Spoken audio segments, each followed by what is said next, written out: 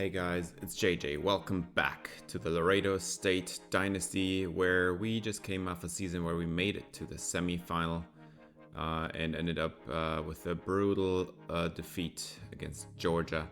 They go on to the national championship game while we are ending our season right here. It was a great season, but we did not win any titles. So we're going to try to do better, and we're going to do that with our two coordinators still in town. They're staying here at Laredo State, not leaving at all. And we're getting those pipeline bonuses for North Texas and Louisiana. That's a good thing going. And we're going to try our best to rebuild this team for next year. We're going to lose quite a lot of players, as you will see. But first of all, we're going to go over everything from the past season. First of all, the schedule. We played Arkansas State, blew them out. We blew out Arizona as well. The following week, we blow out Middle Tennessee. They also didn't have a chance. 3-score win against UTEP as well. And then, miraculously, we won at Texas. Crazy game, 20-14 is the final. We had a very close game against UTSA, barely won it.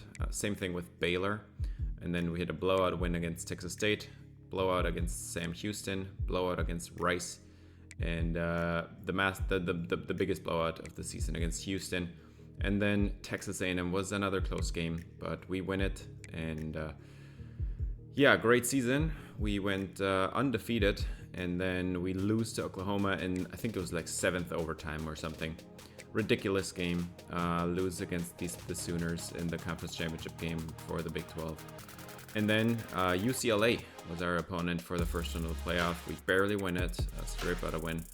And then next one against Wisconsin, also a 3-point win. And then against Georgia, we did not have the roster talent to keep up with them.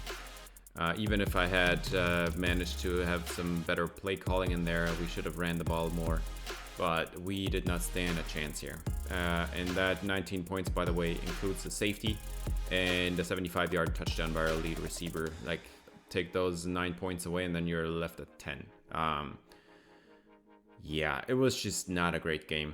Not a great matchup. But that's how it is in college football. It's about the Jimmys and Joes. And we didn't have them.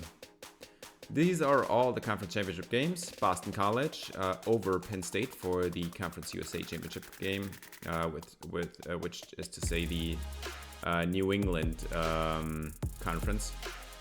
UCLA loses to Washington in the Pac-12. We've got Northwestern over Iowa State for the MAC. Ole Miss over Auburn for the Sun Belt. BYU over Utah for the Mountain West. We've got Miami losing to Georgia in the SEC. Vanderbilt and Indiana face off. Indiana wins that one. Wisconsin wins over Cincinnati. And then we've got NC State over Wake Forest in the ACC. And with that, we're at the playoff. And we talked a bunch about this entire picture, but the one more game that was needed to talk about was the championship game. Alabama wins it in a blowout win over Georgia, 48-17. I kind of can't believe it. And it included an unbelievable performance by Alabama quarterback Tobias Nani. 6 touchdowns, no picks. They had basically a perfect game here. Bunch of receivers getting targets here in this game. It's not just one guy winning it all, but they got 2 sacks. They got 5 interceptions. They won this game because of 5 interceptions. That is absolutely crazy. To get 5 picks at all in one game, but let alone the national championship game. Like, what was Dexter Moody doing? Like, he had 82% completion percentage and more than 300 yards and like 20 attempts against us. Like, he played a perfect game, and then he has the biggest meltdown ever seen in a college football national championship game. 5 interceptions, horrible game. Now, they were actually very successful running the ball. They have great targets. They have lots of speed, lots of targets to go around, but Moody had an absolute meltdown there, apparently. So that's his last game because, spoiler alert, he's going to the NFL. And that's it. This is the individual stats part of this video.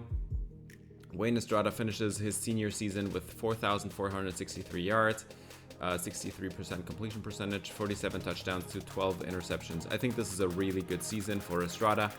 And he's going to be a first-round pick in my upcoming Panthers franchise. So Estrada is going to be a first-round pick here, the lefty going to the NFL with a great senior season. Then we've got John Suarez, yet another senior that's going to the NFL. 1,411 yards and 11 touchdowns. Had 1 fumble on the season, which on almost 300 carries, I think is something you can live with. Cerdeno, also senior, 280 yards, 4 touchdowns, 1 fumble. Vasquez, also senior, 259 yards, 5 touchdowns, no fumbles. So those 3, and yet another running back are seniors and are going to be leaving us. For receivers, Arellanes, 2,143 yards, 29 touchdowns, breaking records, by the way, already spoilering. Suarez, 710 yards, which gets him over 2,000 yards from scrimmage, by the way. Lara had 583 in his senior season. Rosas has 559 in his junior season, both of them for 6 touchdowns. And Rivero, almost 400 yards and a touchdown as well. And then for the defense, we got 160 tackles by Dave Santos. He had an unbelievable season. He's also senior. Our safety, George Fuentes, 123. He was in the box a lot. And then Santiago Rodriguez, our slot corner, 108 tackles, 3 interceptions. And then Brian Alonso, man. 79 tackles as well for him. Let's talk about TFLs because Kelvin Leyva, I'm sure he broke a record here. It's just this record is not tracked in the game. So Leyva has 40 TFL this season. Ronaldo Sanchez, our lead pass rushing D tackle, also had 21 TFLs. Santos has 19. Castillo has 18. Vasquez has 18. And then Valdez, who I think he got injured in like game 3 or something, 13 TFLs. Also still a great number for that amount of games played. Leyva, 23 sacks in 1 season. Should be a college football record as well. 10.5 sacks for Castillo, who came in after the injury of Valdez. So 10.5 sacks is really good. Sanchez has also 8 sacks. Vasquez had 7 sacks in like 5 or 6 games. That dude was in for a massive season and then he had a season-ending injury. Valdez, 6.5 sacks. Also, great season. We got Pujade for 4.5 sacks. He's going to be back next year. Santos, 3.5. De Castro had 3 sacks in the wake of Kelvin Leyva's injury. And then Carvajal had 2 sacks, our second off-ball linebacker. 10 interceptions for Brian Alonso. It's an absolute crazy number. He will never break any records because this is not the 40s and interceptions are not to be going around like touchdowns. So this is, I think, pretty much as good as any corner can do in 1 season, 10 interceptions. And then Santiago Rodriguez also had 3. Forced fumbles, we had 3 off of Jose Castillo. That's great to see.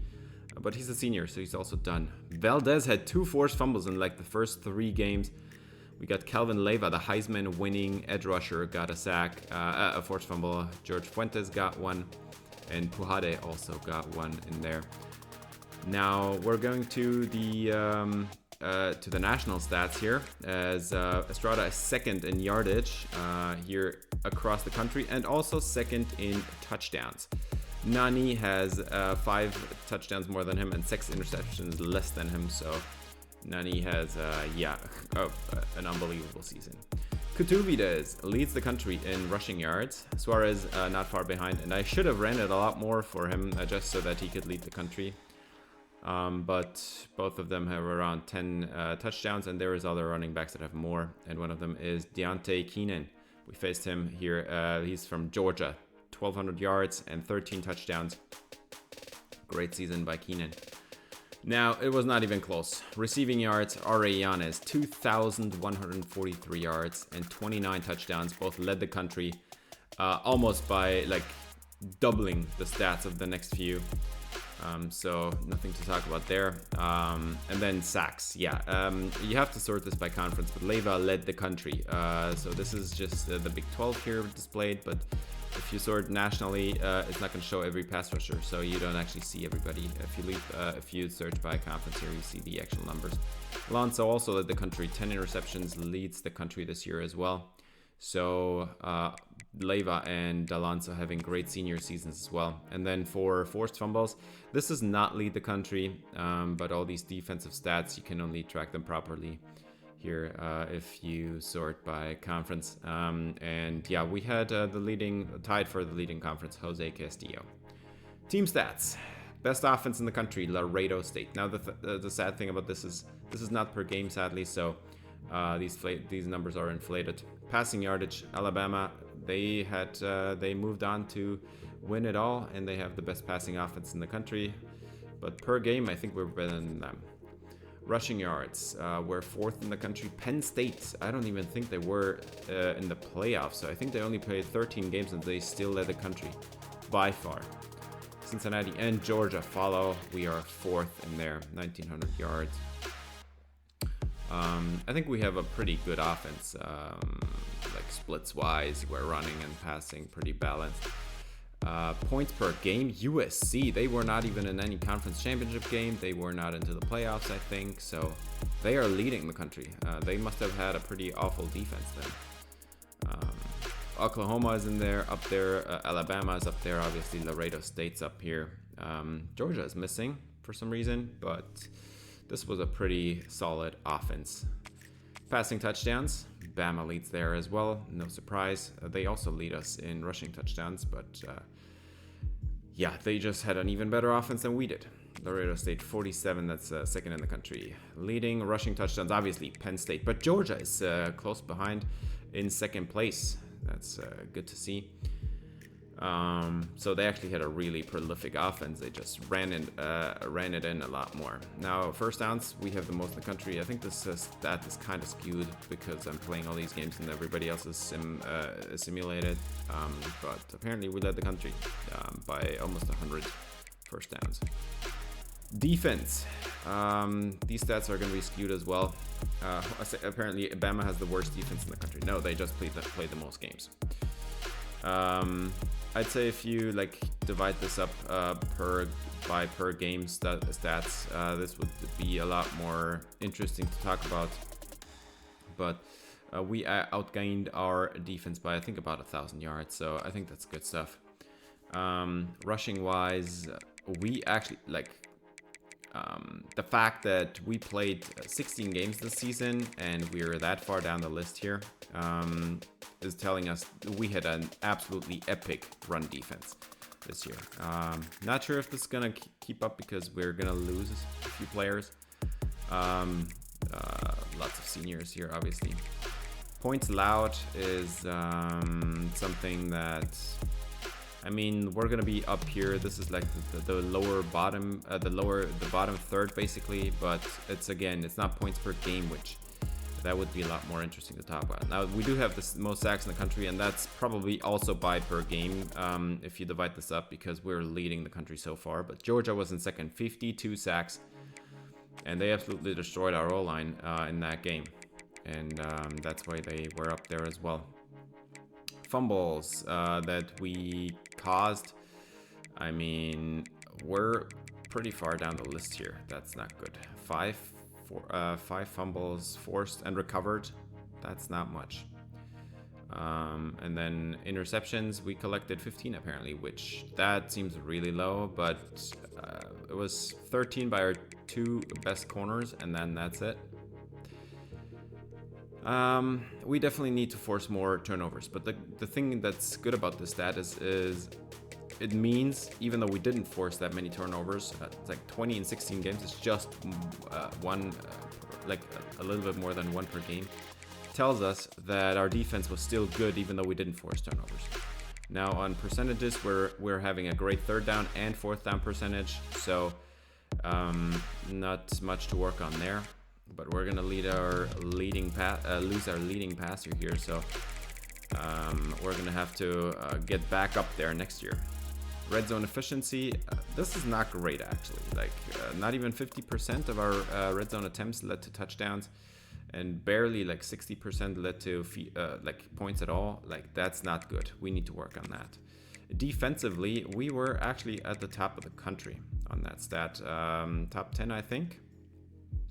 36% we're gonna try our best to keep this up for next year as well, but it's gonna be tough. We're gonna lose a lot of players, and if we are gonna take a look at the turnover differential, there's countries up there that clearly have us beat, and the fact that we have only +4 is telling us exactly what we need to work on.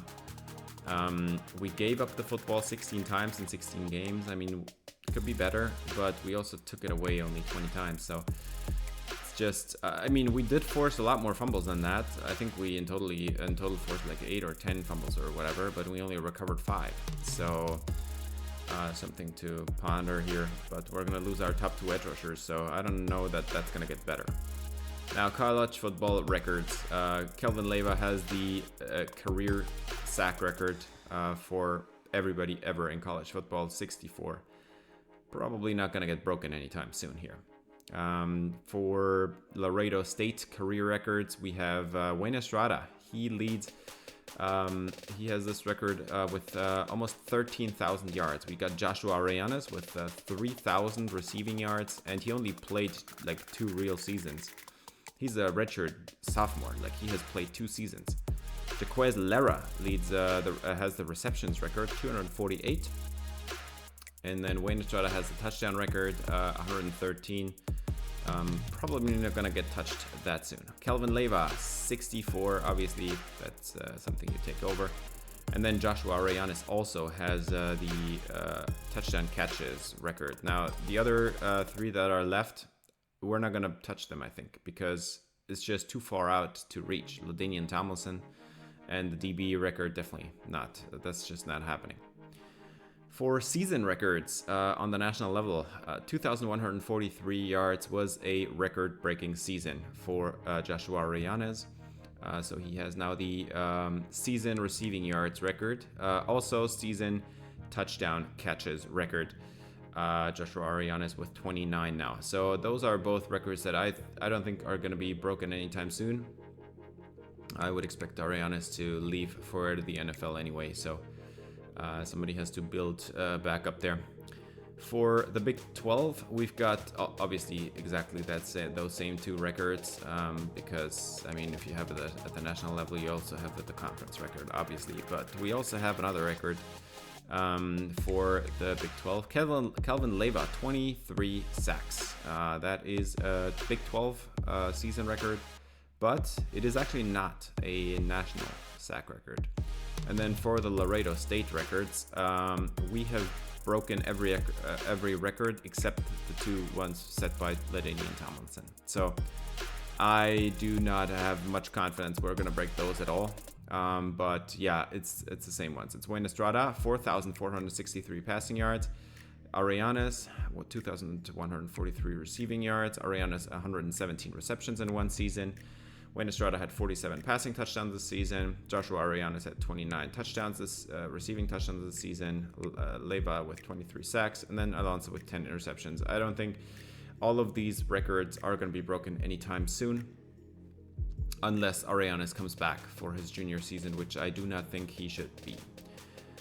And then game records, we had one broken this year.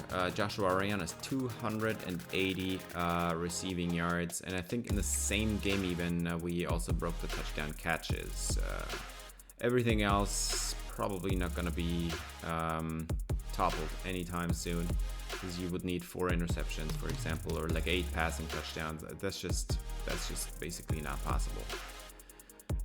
Awards, we got the Heisman winner, Kelvin Leyva, and in second place it was Joshua Arellanes. Kind of crazy, we've got a Heisman winner at edge rusher. I think if I remember this correctly, I think Leyva already won it once, or he was a runner-up or whatever a couple seasons ago. But Leyva is the Heisman winning edge rusher. He's gonna declare. He's a senior, he has to declare. And then, yeah, Arellanes, probably his last chance. I would expect him to declare as well. And then also up on this list is exactly Grant Mondeau. We faced him in the playoff game, injured again. Probably was taken out here at the end of the playoff game that they lost against Bama. player of the year is actually Tobias Nani from Alabama, the quarterback. Leva in second, Arellanes in third. We got Jason Holiday in fourth, the quarterback for North Carolina. And yeah, a few other players that like were making a great storyline this season, but we didn't face them. Like we didn't actually see them play on the field. But Suarez is in seventh actually with his 2,000 yards from scrimmage campaign. Like he was our second leading receiver on the team with I think like 59 catches or something. Coach of the year, Amari Burns wins it. We win Coach of the Year. And yeah, I think this is the first time I've actually won Coach of the Year. I can't remember if I did it some other time with North Carolina maybe, but I don't think I won it before, so that's nice to see. Best quarterback of the year, Nani and Jason Holiday up there.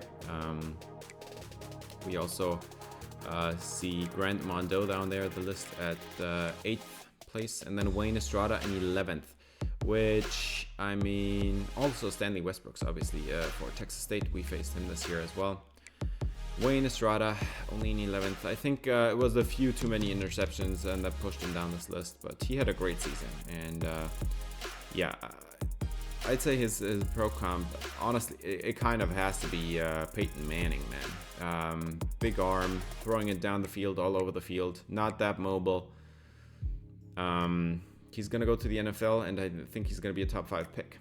Calvin Leva wins Best Defensive Player of the Year. We got Castillo in 4th, 10.5 sacks, and he didn't even start the whole season. He didn't start the first few games. We got Sanchez in 7th. Nice to see there. And then Dave Santos. This is usually an award strictly reserved for edge rushers and defensive tackles because sack numbers are inflated for this award, but Santos had such a great season, he still makes it on that list. We've got Brian Alonso winning Best DB, and deservedly so, 10 interceptions. Are you kidding me? Santiago Rodriguez, the other senior corner, is going to be in second here. He played from the slot, he got 3 interceptions.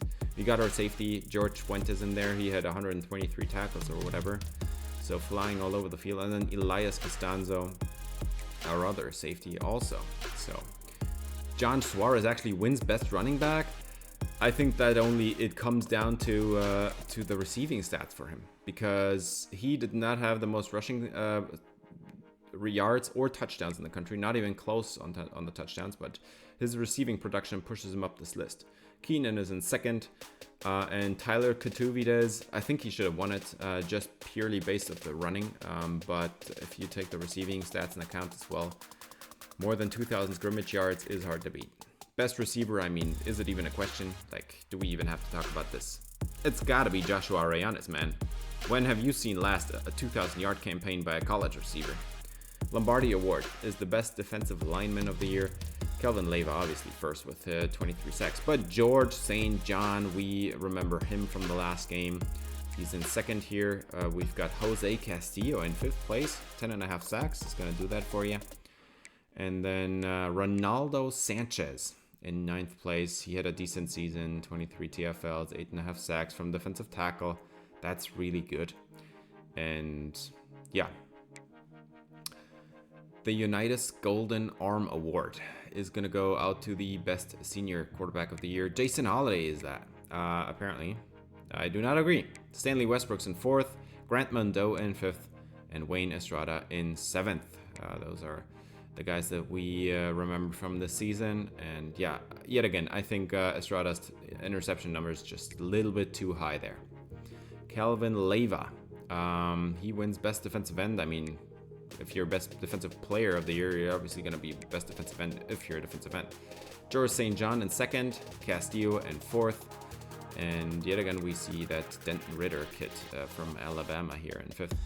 Best interior alignment, I mean, there's going to be 3 Michigan dudes at this, yeah, obviously. Trey Bavaro in 3rd, that's nice to see. Senior lineman, he's going to go to the NFL now, while a few of those players here are actually juniors, so don't know if they're all going to declare. Best tight end goes to a guy from Alabama. I mean, they played the most games this season, makes sense. Abdul Garvin, the tight end for Georgia, is in 2nd. He's a junior, going to come back probably. And we got J.C. Woods for Oklahoma. He's up there. He's a senior. And then Alex Guillermo in 8th place. If you remember him, he played for us the first season of this Dynasty. But we had to cut him at some point, and then he went on to go to Arizona. So, yeah, we win the Broyles Award. And we win the Best Linebacker Award as well. Dave Santos up there, senior linebacker. With 160 tackles, 3 interceptions. No, actually not 3. Like 1 interception and 3 sacks or something like that. That's a good season. Best center, Manuel Cordero in 8th place there. Now the thing is, Cordero did not even start. He was a backup. He did play more than 500 snaps, but he did not start this year. And he's a senior, so that was his last season. But we gave him a lot of backup snaps whenever there was an injury. For the best kicker and best punter, nothing to say there. Not too interesting. And best returner also goes to a bunch of players that we do not recognize at all. Now let's go to the All-Americans. And we got Quincy O'Kine from Troy as the first team All-American. John Suarez is up here. Earl Glowinski for Penn State, who had a great season as well. But Suarez, 2,100 yards from scrimmage. It's going to get you there. Joshua Arellanes obviously has to be wide receiver 1 here on this first team All-Americans.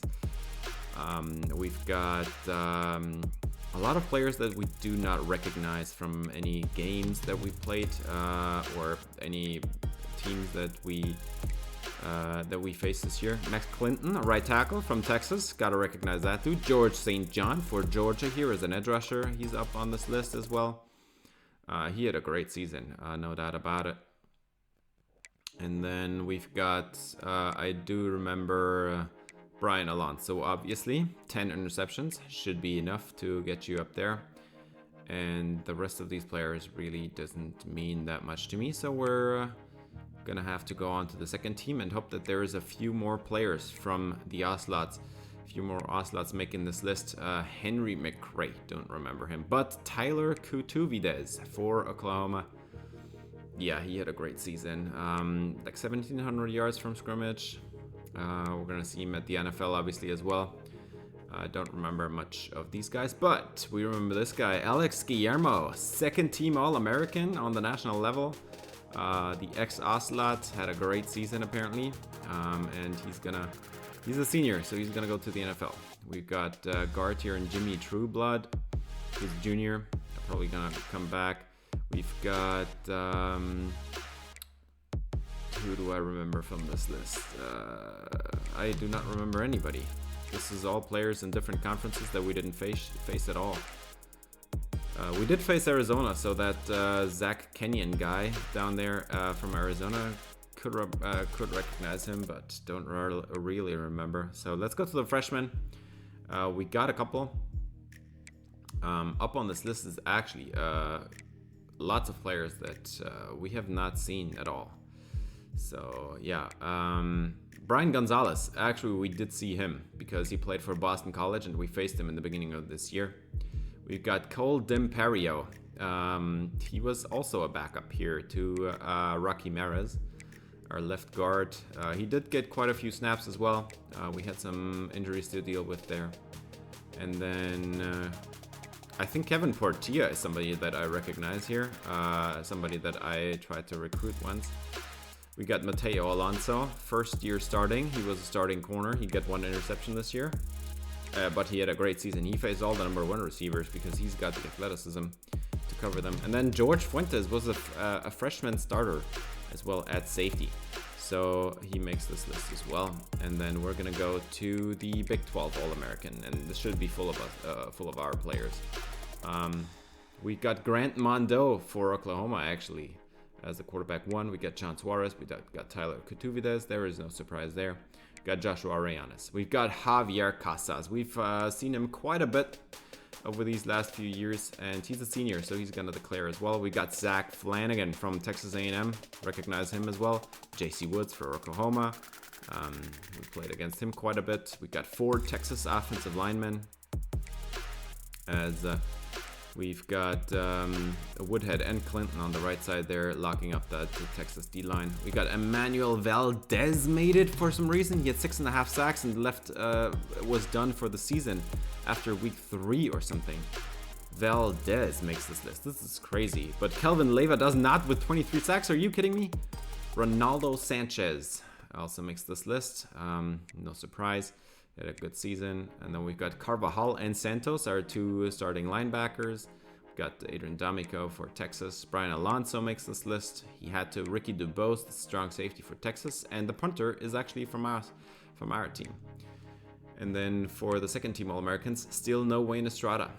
But Nick Ordonez makes it for Sam Houston. We got Joe Lanning, a sophomore receiver for Texas on here. J.D. Darnold, the senior tight end for Texas State. James Vargas for us. And then Ruben Welly for Texas. And then our entire offensive line is on here, basically. We got Mendez, Bevero, and Marrero. All of them on this list. The only one that didn't make it was our left guard, Rocky Mares. We've got Jamie Polanco as a left end for Texas. He's declaring this year. He's going to the NFL. Luis Ventura, the linebacker for Texas, also makes this list. He's a sophomore. And then, yeah, down the list, there's nobody else anymore. And then we're going to have the freshmen, Big 12 All-Americans. I do not remember many of these players. But Daniel Valdez from Texas A&M. There's a story arc there with Daniel Valdez. So got to talk about him. And then we've got Cole D'Imperio from Laredo State. He makes it. He played quite a few snaps. And for the defense, Jose Pujade. He had 4 sacks. This was a pretty decent season for Pujade. We've got Kevin Isidora. Also makes this list. Good stuff. Played a few backup snaps. Mateo Alonso, obviously. Josh Jose, also from Texas A&M. We faced him as well. George Fuentes, our starting strong safety. And with that, we're going to go to players leaving. And we're going to go through this position by position. First of all, Wayne Estrada, projected round 1. So we're going to lose our starting quarterback. He's a first-round pick. Suarez, projected round 2, 92 overall. I think he should be a first-round pick, honestly. We are going to lose Jesus Herrera. He barely played this year. 86 overall, he's leaving. Cerdeño, projected round 1. 4th running back that we're losing is Vasquez to graduation. And then we have Cardoza, Lara, Machado, and Vela. Do you realize something here? Somebody's not on this list. Joshua Arellanes is coming back for his junior season, man. Arellanes is back. I cannot believe it. I was so sure he was going to be a lock for the NFL draft. But he's coming back. All the other receivers are not projected to go to the NFL. Rivero, projected round 1. Castaneda, just graduating. Vargas, projected round 6, but he's a junior. So, 6th round pick, I think he can do better.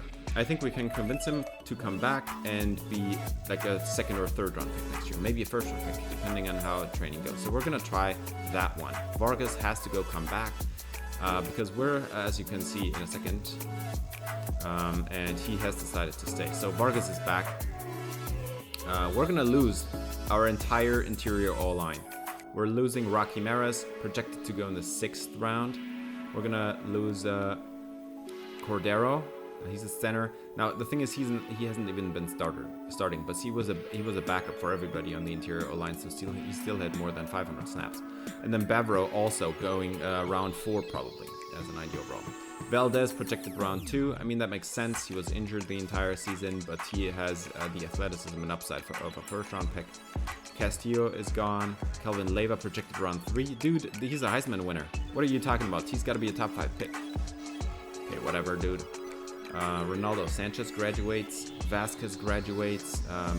Don't expect those 2 to be drafted. Carvajal projected round 5 as a linebacker. Santos projected round 2. Rodriguez only graduating, not projected to the NFL. And Brian Alonso projected round 1.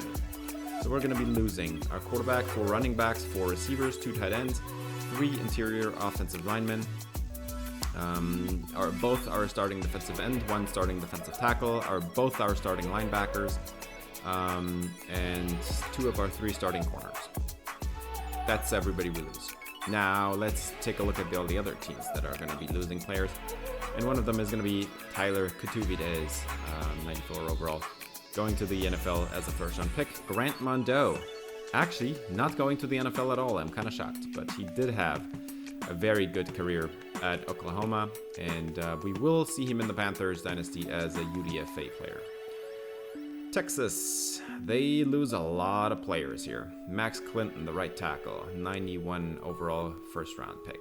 We've got David Woodhead, 91 overall second-round pick as a guard. I think that makes sense. We're going to see Adrian D'Amico, projected round 5 as a linebacker. Casas, projected round 4 as a receiver. Polanco as an edge rusher, round 5 apparently. And then Adrian Chestnut, a running back that we have been facing a lot. And he has been running all over our defense multiple times. So he's projected undrafted actually. J.D. Darnold, projected 6th round for Texas State. And Tim Longo, also projected 6th round for the Texas State Bobcats. So those two are going to be in my upcoming Panthers franchise as well. We're going to see Trevor McCullough. We faced him in the playoff. He was their best player, and he looked awesome. He's a 91 overall, and he's projected to go in the 2nd round of that draft. UTEP Miners have one player in particular that I want to include into my Panthers Dynasty. It's going to be Ray Kamea, the right guard, because they don't really have many other players that are worth mentioning here.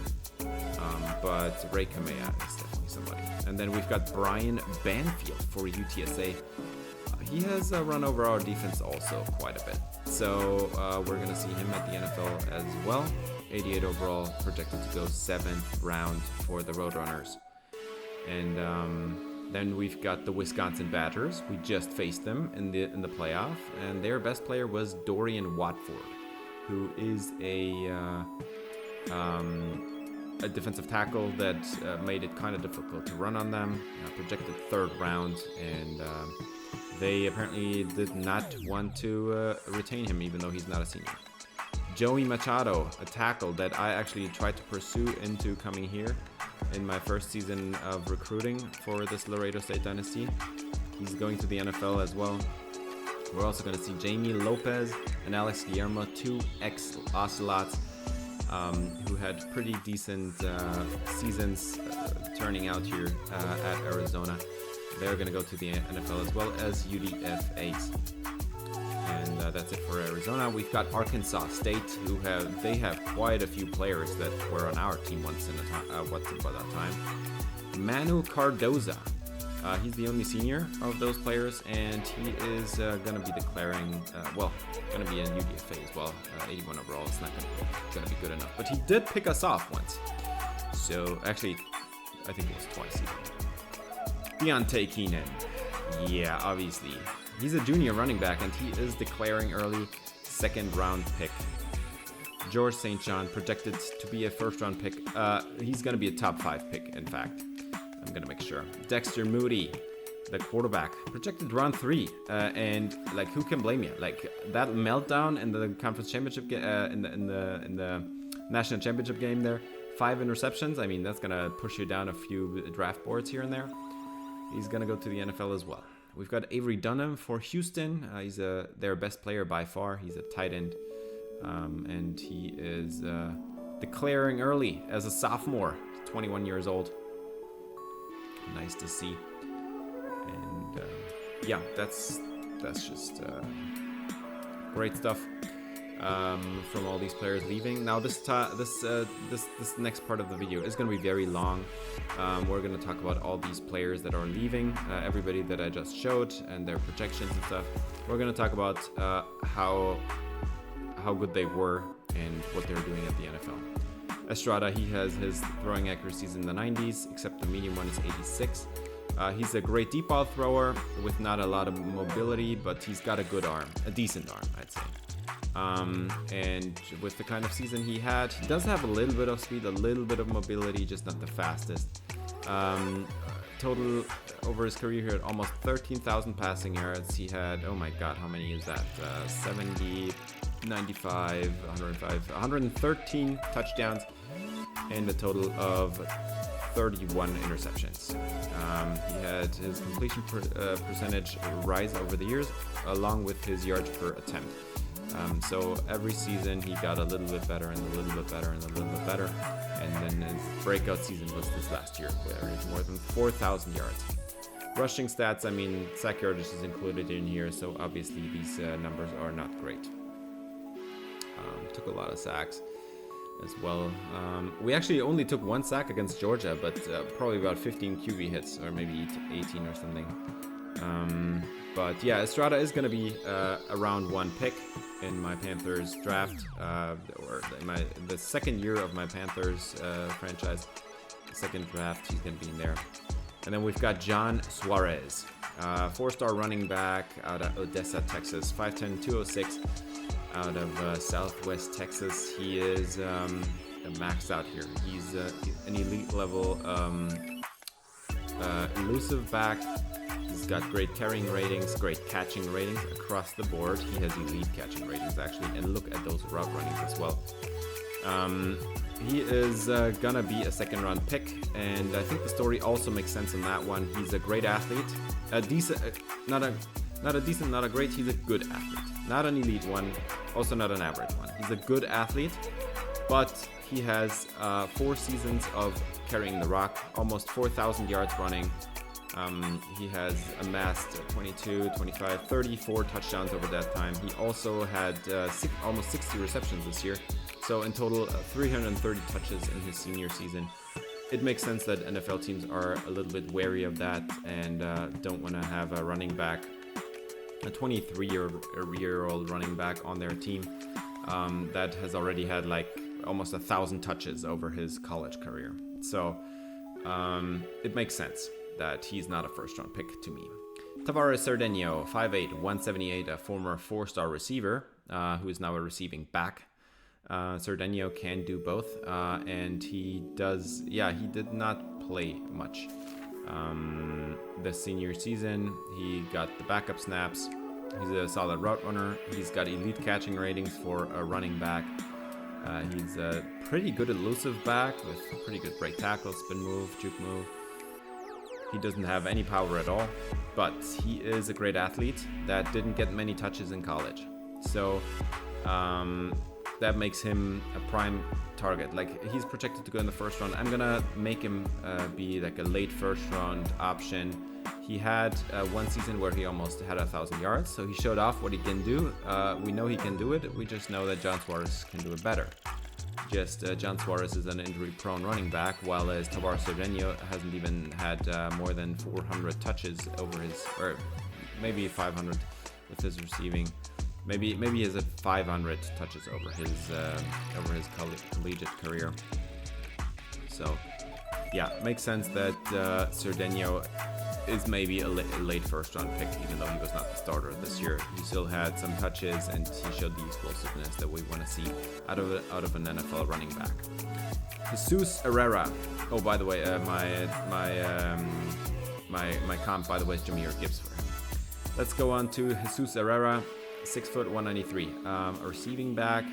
Kind of looks built like a receiver. Honestly, it doesn't really have the mass. He's projected to go undrafted. He is not great at running routes, but he has decent hands. He can be a pretty productive elusive back, but he has no power at all, and he's a decent athlete, just like Cerdeño. He just hasn't played much this year, and in fact, he hasn't played much at all. Over his last 2 seasons, he just got lost behind. He didn't have the off-season boost that we needed for him to be a lead running back on this team. And that's why he hasn't produced really those last couple of 2 years. Now he still is an NFL athlete, and I do think he has a good third down running back thingy going for him, and he should be in the NFL, but he's more of a pure dump down threat and nothing else. So it makes sense for him to be an undrafted guy that maybe tries it at the league. Not going to be a draft pick. Nick Vasquez, 6 foot 232 out of Plano, Texas. He's a massive dude, former 3-star power back. He has had production over all 4 of his years, and the reason for that is because he was the only power back on the team. He is a power back through and through. He's good at that. He doesn't, he also has some pretty decent elusiveness, honestly. That 89 spin move looks pretty ridiculous, but he does not have NFL speed. 87 speed, 88 acceleration is barely college speed. So there is absolutely no reason for him to be in the league. He is just not going to be good enough as an athlete. He's not an NFL level athlete, and his career ends right here. This is the last we've seen of him. But he had a good time here as a power back. He had quite a lot of touchdowns, I think 16 total. And he will be missed since we do not really have another power back on this team. I was not able to recruit any power backs these last few seasons. So Vasquez will be missed. I wish I could bring him back for next year and maybe even more dev. But yeah, we're going to miss also Jaquez Lara. He was our first number 1 leading receiver on this team. He's 5'8", 174, a 4-star, deep threat archetype receiver. Now, he's going to have a new calling card at the NFL. He's going to be a slot receiver. He was for us this last year. And he has also the rack ability. He has solid hands, only decent athleticism. He's not really that fast. He's going to be an NFL slot receiver because he just doesn't have the speed to threaten down the field. Now, he lost his starting receiving role in Season 2 and then barely got to play at all in Season 3. And this last year, he had a good jump in dev, or in training, and went back up to be the slot receiver on this team. In total, he had 25 touchdowns and about 2,500 yards. And he also carried for 34 yards this past season on the jet sweeps. But yeah, Lara is a pure slot receiver. He's going to be a pure slot receiver at the next level. And that's why he is probably not going to be drafted, because he's not explosive as an athlete. He also has had some injury questions, and he just also doesn't really have the reliable hands that you want. So he's going to be an undrafted free agent. Emilio Vela, 5'9", 173 out of Spring, Texas. Vela has a good release, decent route running ability actually, and really reliable hands. Like this dude is catching everything. He also has pretty good elusiveness for rack abilities. Now that speed, 86 speed, is honestly not really NFL ready. So I don't think we're gonna have him at the Panthers Dynasty because he's just too slow. And because he didn't upgrade his speed at all this last offseason. He also lost out on his slot receiver role that he had over the last few years before. He lost that. He did carry quite a bit, but not too productive at that either. Vela, I'm actually shocked that he's stayed on this team. But every year I wanted to cut him, and he got another good bump on training, and kind of shocking that he actually even made it this far. Chris Cardoza, 4-star receiver, 5'9", 184 out of Marlin, Texas. A deep threat, and Cardoza is gonna be an undrafted free agent as well. He is best used also as a slot receiver. He has good hands, can break some tackles as well, and he actually does have an NFL speed. Not a lot of it, but enough to make it in the league. He didn't play this year at all because he didn't have the offseason bump we had hoped for. Lara overtook him. But over his collegiate career, he had 32 catches for 382 yards and 5 touchdowns. Also carried for 1 carry, 3 yards, and no touchdowns. Yeah, that's it for Chris Cardoza. Not looking forward to seeing him at the NFL just because it's just he doesn't have great speed. He has solid hands, but he's not even a great route runner. So I don't think he's going to make it very far, but we're going to put him in there in that draft class, and we're going to see where he lands up. Johnny Machado, 6'1", 166. Was actually one of the taller receivers we had at the beginning of this dynasty, which made him an outside receiver, one of the only ones we actually had on the team at all. And he's a pretty good target over the middle of the field. He can play the number 2. He has good hands. He has decent elusiveness. and he actually does have pretty good speed as well. So Machado, somebody that will be interesting for NFL teams. The thing is, he has had a little bit of college production, just not in his final season. Thing is, he's 166, so very slender frame. Injuries are something to question here with Machado, and with no college production and a very slender frame, it makes sense that he's not a draftable player. Juan Rivero, our star tight end, he's leaving after 4 seasons starting. He's a 4-star recruit, 6'3", 231, out of Stephenville, Texas. A blocking archetype tight end. He's projected to go round 1, which is crazy to me, but his run blocking is good enough to be considered, if he had more mass, he could be considered an offensive lineman. He's only 79 speed, but he is really solid hands, route runnings, and is a great blocker. Over his career, he had a little bit more than 1,000 yards, 6 touchdowns in 4 seasons of playing.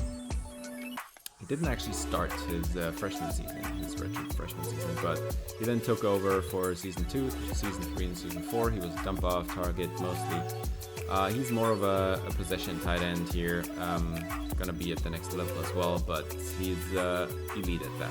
So let's hope his receiving upside shines through, and we'll see about him. Santiago Castaneda, 6'3", 245, a former 3-star recruit that we will not be seeing at the NFL at all. He's a 77 overall, so he is 9 overall removed from any chance of getting drafted at all, so just not good enough. He's a decent route runner for college. He has not even great hands. 69 catch in traffic is pretty bad, even at college. So imagine translating that to the NFL. He's a decent blocker, and he's got some good speed, but he's just not good enough to make it at all in the league. He had 1 catch in his college career for 10 yards, no touchdowns, and that's it. That's all we can say about Santiago Castaneda. And with that, we will be moving on to the offensive line, where we are going to lose our 4-star guard, Rocky Mares, 6'1", 300 pounds, out of Austin, Texas. I think he was projected to go in the 7th round or something. He's a decent NFL athlete. He's an elite level run blocker here in college, but 88 strength is not elite. He's a good pass blocker, but he's not a great athlete, and he's a question in pass protection. He has allowed quite a bit of sacks over the years, and you gotta consider here for guards, these numbers are actually pretty high. Now, one thing that speaks for him is he played almost 4,000 downs in college. He barely missed any games at all. He played every game of every year, I think, even. If I just recall, hang on, this is... I think he played every game of every year, which is crazy. Didn't miss a single snap in 4 years of college, so this is pretty good. But he's not a great athlete, and also he's only 6'1", so size-wise he is on the lower end of what you want for a guard. So that's not great. So that's why he's a low pick in the NFL draft. Manuel Cordero, probably gonna go undrafted. He's a good pass protector. His run blocking is solid. 87 strength is not elite by any stretch of the imagination, though. He did have very good sack numbers. That's because he didn't play that much. Cordero was a backup his last couple of seasons. He's 6'2", so that's also on the shorter end of what you want. At center, I think that's fine. He did play every game, just not every snap. So he actually lost his starting role in his last season, in his senior season, because Mendes overtook him for center. He was just so much better with that training boost. But yeah, a player that didn't play at all. Well, he played 500 downs, so that's not too bad, but he played only as a backup. He is undersized. He did not have injury concerns, but a player that was not a starter in his senior season, that's just not good enough to go to the NFL and expect to be a draft pick. So he's an undrafted free agent. Trey Bavaro, 6'4", 285, who he's going to have to put on some more pounds for his NFL career, but he will be there. He's power, he's a good run and good pass protector. So a solid athlete with a good run and pass protection. Those sack numbers didn't look great for most of his career, but in his senior season he turned it on. 0 sacks allowed in his senior season. And if I recall this correctly, I think he was a 4-year starter as well. Yeah, he played every down of every game in his college career after he was redshirted year 1. Almost 1,000 downs this last year. He played 995 downs and didn't allow a single sack. He deserves to be a mid-round draft pick, even though he is he has not filled out his frame yet.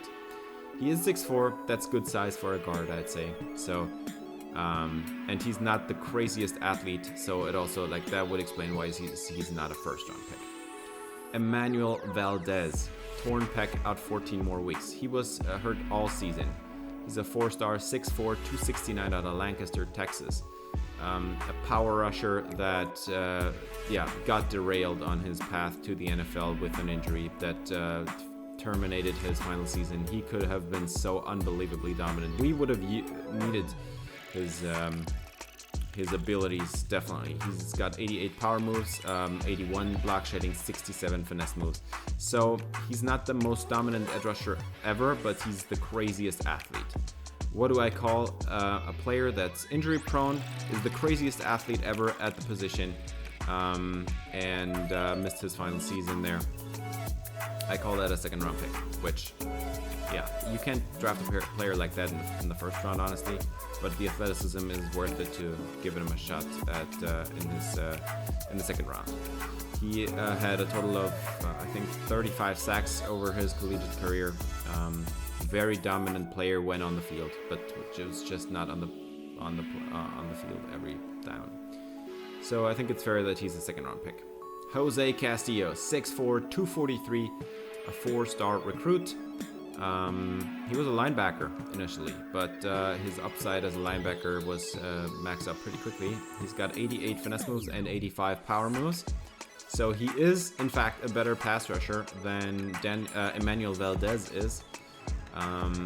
Just skills-wise, he's a better pass rusher, but he's got less strength. He is actually a better run stopper. I can't believe that, but he's just not the same kind of athlete. What does that make him to me? That makes him to me, honestly, a 3rd to 4th round pick, but he's projected undrafted. So that one does not really make that much sense to me, especially considering he had 10.5 sacks in his final season. 3 forced fumbles on that as well.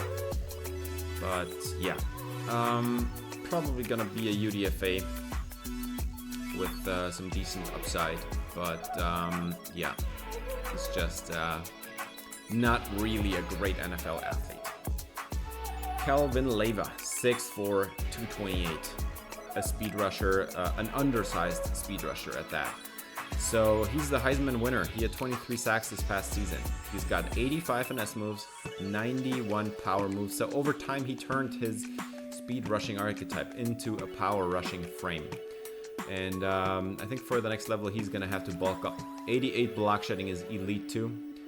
He's got lots of strength. He's a great athlete. I have no idea why this guy is projected in the 3rd round. He should be a top 5 draft pick. Maybe I'll hedge on that one a little bit because it doesn't make sense that a Heisman winning edge rusher is not a top 5 draft pick. But he broke the sack record for the conference. He had a total of 64 sacks in his collegiate career, 2 forced fumbles, no picks. And yeah, he's everything you want in the pass rusher, except he doesn't really have the size. He needs at least 10 more pounds, probably 15 or 20, to fill out the frame. But I'd expect this guy to absolutely dominate at the next level as well. He's an elite level pass rusher. Ronaldo Sanchez, 6'5", 314 out of Katy, Texas. Former 4-star. He's got 85 power moves, 76 finesse moves. So his pass rushing is decent, not great, but he's got 97 strength, and that should make him an NFL drafted player because 97 strength is not just is not something that you'll just find anywhere on the corners. That is elite level play. Now, 79 block shedding is not great, and for a defensive tackle, you always want great block shedding because that's where the runs are going to go. Over his career, he had a total of 22.5 sacks, no interceptions, 3 forced fumbles in his sophomore season. I think Sanchez is going to make a good backup defensive tackle with that 97th strength and pass rushing upside. Should be a good third down defensive tackle, and yeah, I think he should be draftable, but probably gonna be undrafted here. He's projected undrafted anyways. Eric Vasquez. Oh, the story on him is almost as sad as the one on Emmanuel Valdez. 6'1", 290, so a sawed-off shotgun type of defensive tackle, a little bit not tall enough, which definitely makes him not draftable from a size projection. He's got 85 finesse moves, 82 power moves, so a very capable pass rusher. He's got 88 strength, that's decent, and he's got 76 block shedding, which in the NFL is going to be not good enough. So a dude that got injured early in his season, but he had lots of production in his sophomore and junior season, and also to start his senior season, he got even 1 pick in there. He had 1 forced fumble, and a total of 24.5 sacks over his career. Vasquez, we could have used him. We would have needed him in that Georgia game, man. He was dominating in the first few games of this season. Vasquez is going to be an undrafted player. His size just not big enough, not tall enough. Not strong enough, but a decent pass rusher with no run-stopping upside, who's going to be a UDFA. Anthony Carvajal was a safety when I recruited him, 6'2", 214 out of Katy, Texas. He needs to bulk up a little bit. 95 zone coverage is going to make him an immediate threat to play on day one in the NFL. There's not many linebackers that go to the NFL and are elite level pass coverage guys. Now the thing with him is he's not too fast. Like, his athleticism is pretty bad. With his abilities, I would say he is a draftable player. Just that athleticism is gonna knock him down a few spots. He had a great career at the collegiate level. He had about 300 tackles, 4 sacks, and 1 interception in his career. And he's going to make a decent mid-round pick with good coverage upside, and maybe you can drill some run-stopping into him as well over his first couple seasons. Dave Santos, 6'1", 221 out of New Orleans, Louisiana. Also very light for an NFL linebacker. But this guy's going to go first or second round. And he's the total package. He's got 90 zone and 82 man coverage, which is going to translate very well to the NFL. So you don't need to teach him much there at all. 93 awareness, 85 play rec. He's got good strength for a linebacker. That's important. He can rush the passer. You could even talk about them turning him into an edge rusher. He's a great run stopper, and he's got 91 speed, 92 excel. An elite level athlete with great coverage instincts and good run stopping. That spells first round linebacker to me. And over his career, he had probably about 500, 600 tackles, about 12, 13 sacks, a few picks in there as well. This is the total package you want. Now, he also has played all 4 seasons, so at the linebacker position, that means you got beaten up, which is why I do not consider him a top 10 draft pick, just with injury upside there. If somebody has already played, 4,000 downs of college football at linebacker. First round cornerback, Brian Alonso. No doubt that he's going to be a first round pick. 92 man coverage, 80 man, 94 catching. He can tackle. He's got even 81 zone coverage. And yeah, platinum house call ability, silver blanket coverage, silver wrap up. Over his career, he had 16 interceptions, no forced fumbles, and probably close to 350 tackles. Played 4 years of college ball. He's going to be a first-round pick, but he's not going to be a high first-round pick because he's undersized at 5'11", and he has only 90 speed. So he's kind of the Jeff Okudah type of cornerback that we have, a dude that knows what he's doing technique-wise, but just not the type of athlete you want in the first round. Now this guy's a ball hawk through and through, and we're gonna see that in the NFL hopefully. Santiago Rodriguez, 6 foot, 199. He does have a little bit more size. He's also got the Platinum House Call ability. He's very solid in man, but even better in zone, 88 zone coverage. And he can tackle a little bit, 92 speed. This is decent of NFL athleticism, 6 foot. Over his career, he had 7 picks, no forced fumbles, and about 250 tackles, maybe 300. So Rodriguez is going to be a late round or UDFA player because he has just he doesn't have the skills to be draftable, and at the same time the kind of athleticism we're looking for. Like, he has decent athleticism and decent skills, but Alonso has decent athleticism and elite skills. Now we're going to talk about everybody else. Tyler Katuvides is going to be a first-round pick, obviously. He is screaming NFL running back all the way through to the end. 96 speed. This guy, honestly, like, with this kind of athleticism, he's 5'11", 185, so he's a little bit slender, but he's got the speed. This guy also kind of looks like Jahmyr Gibbs, honestly. Can catch the football, can run some great routes, had more than 2,300 rushing yards in college. Not much receiving production to be worth mentioning, but this kid is declaring as a redshirt sophomore. So this kid is 21, as opposed to all these seniors. So he's going to be a lot younger.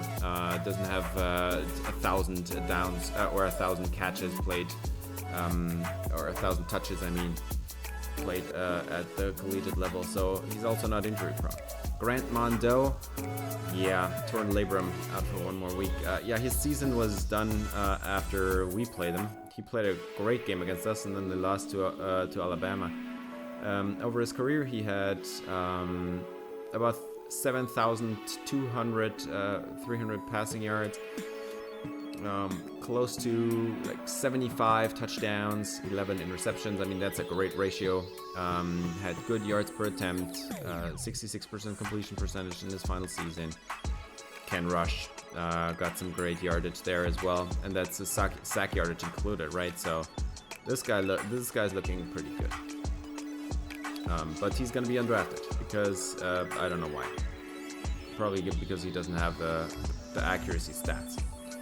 Sammy Colley is a receiver we're going to see at the NFL as well. We played him here in the Big 12. He's a good route runner, good hands, good athlete, 94 speed. That's pretty good. He's got over his career about 1,800 receiving yards, 19 touchdowns. Probably a little bit of rushing production in there as well, but yeah, Colley is a good NFL athlete with solid receiving production. I would expect him to be a mid-round pick in the NFL draft. And with that, we're going to be moving on to the next team, and be done with SMU. The next one is going to be Sam Houston, 6'1", 186 out of Richmond, Texas. Former 3-star, actually, Rico Escobar. I think I tried to recruit him, actually. But 99 man coverage, I think that's already like saying enough about him. Like 99 man coverage, 85 catching, and he's not even horrible in zone. 84 zone is pretty good. The athleticism is what's holding him back, so he's kind of a diet Brian Alonso, if we're looking at it like that. But at least he's got the NFL size, 6'1", 186. That tells me he's an outside corner. Can play some press as well. Over his career, he had 160 tackles, 5 interceptions, and no forced fumbles. So looking forward to seeing Escobar at the NFL. And with that, we're going to be moving on to the second player from Sam Houston, and that is Nick Ordonez. 6'1", 192 out of Keller, Texas. Former 3-star, elusive back. Ordonez has given us some trouble. Now, the thing is, he's 6'1", 182. He needs to fill out his frame as a running back, but he's very elusive. He's got good hands, can catch the football a little bit. He's a solid route runner. So he has all the traits. Stiff arm and trucking are something that he needs to work on, but he's going to be a decent athlete if he fills out his frame a little bit more. And over his career, he has had what's that? 1900 rushing yards and 26 touchdowns on the ground, and then about 700 receiving yards and 1 touchdown through the air. This is good production, but he's also a 4-year starter, so that's why he's probably going to go undrafted. He's undersized and played 4 years of college ball with not great athleticism. That screams to me UDFA. Max Clinton is a tackle for Texas, and he's an elite level pass protector, like Charles Cross level pass protector. Coming out of college, he's got 81 strength though, so that's not great. But yeah, questions about his run blocking as well. He allowed only 5 sacks over his collegiate career, and if you see these sacks numbers for tackles in CFB25, like, this is elite production. He allowed 1 sack this entire last season. Now, he didn't play all downs because he was injured at the end, but still, that's a great season for him, and looking forward to this guy being a first-round pick. A tackle with elite pass protection, even if he isn't that strong, that always warrants first-round pick to me. David Woodhead is a guard, 6'4", 313. Woodhead has 94 strength, so good guard material. He's a solid run blocker, and even better pass protector.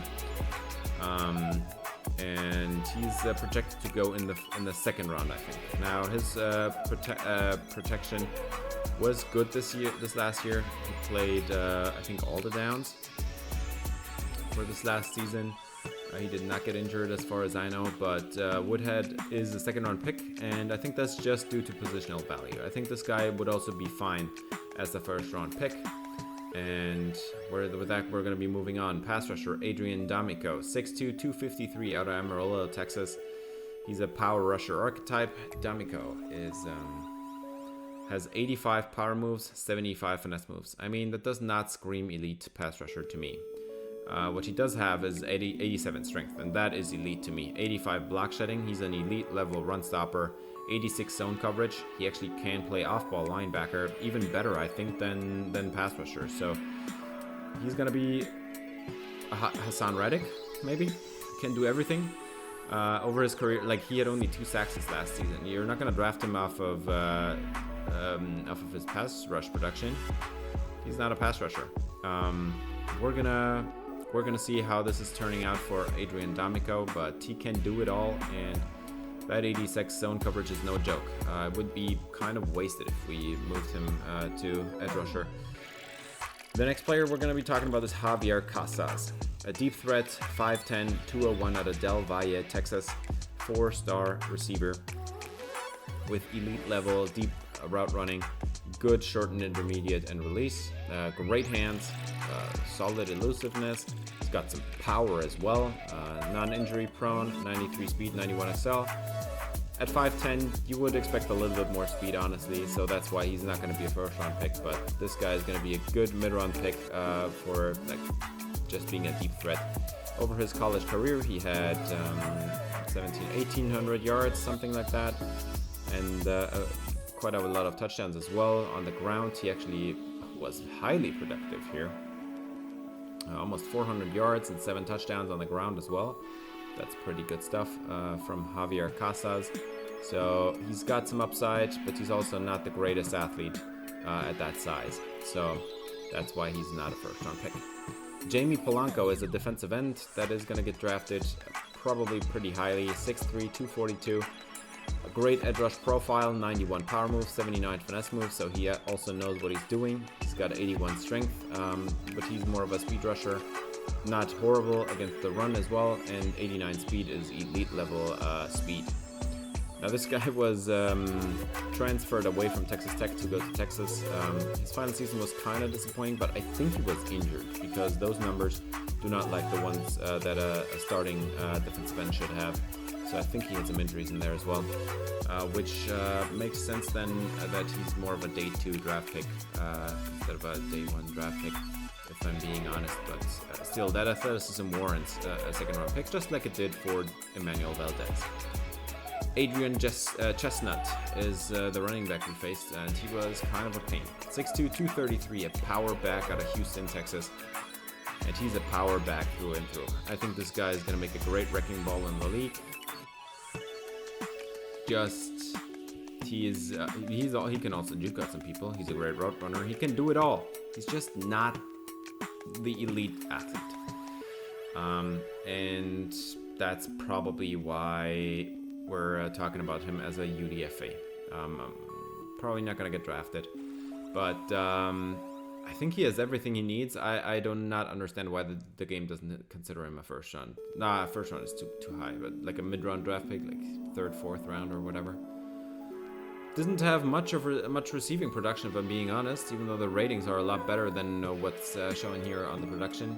But he can do it, I think. So Chestnut's gonna see him in the NFL as well.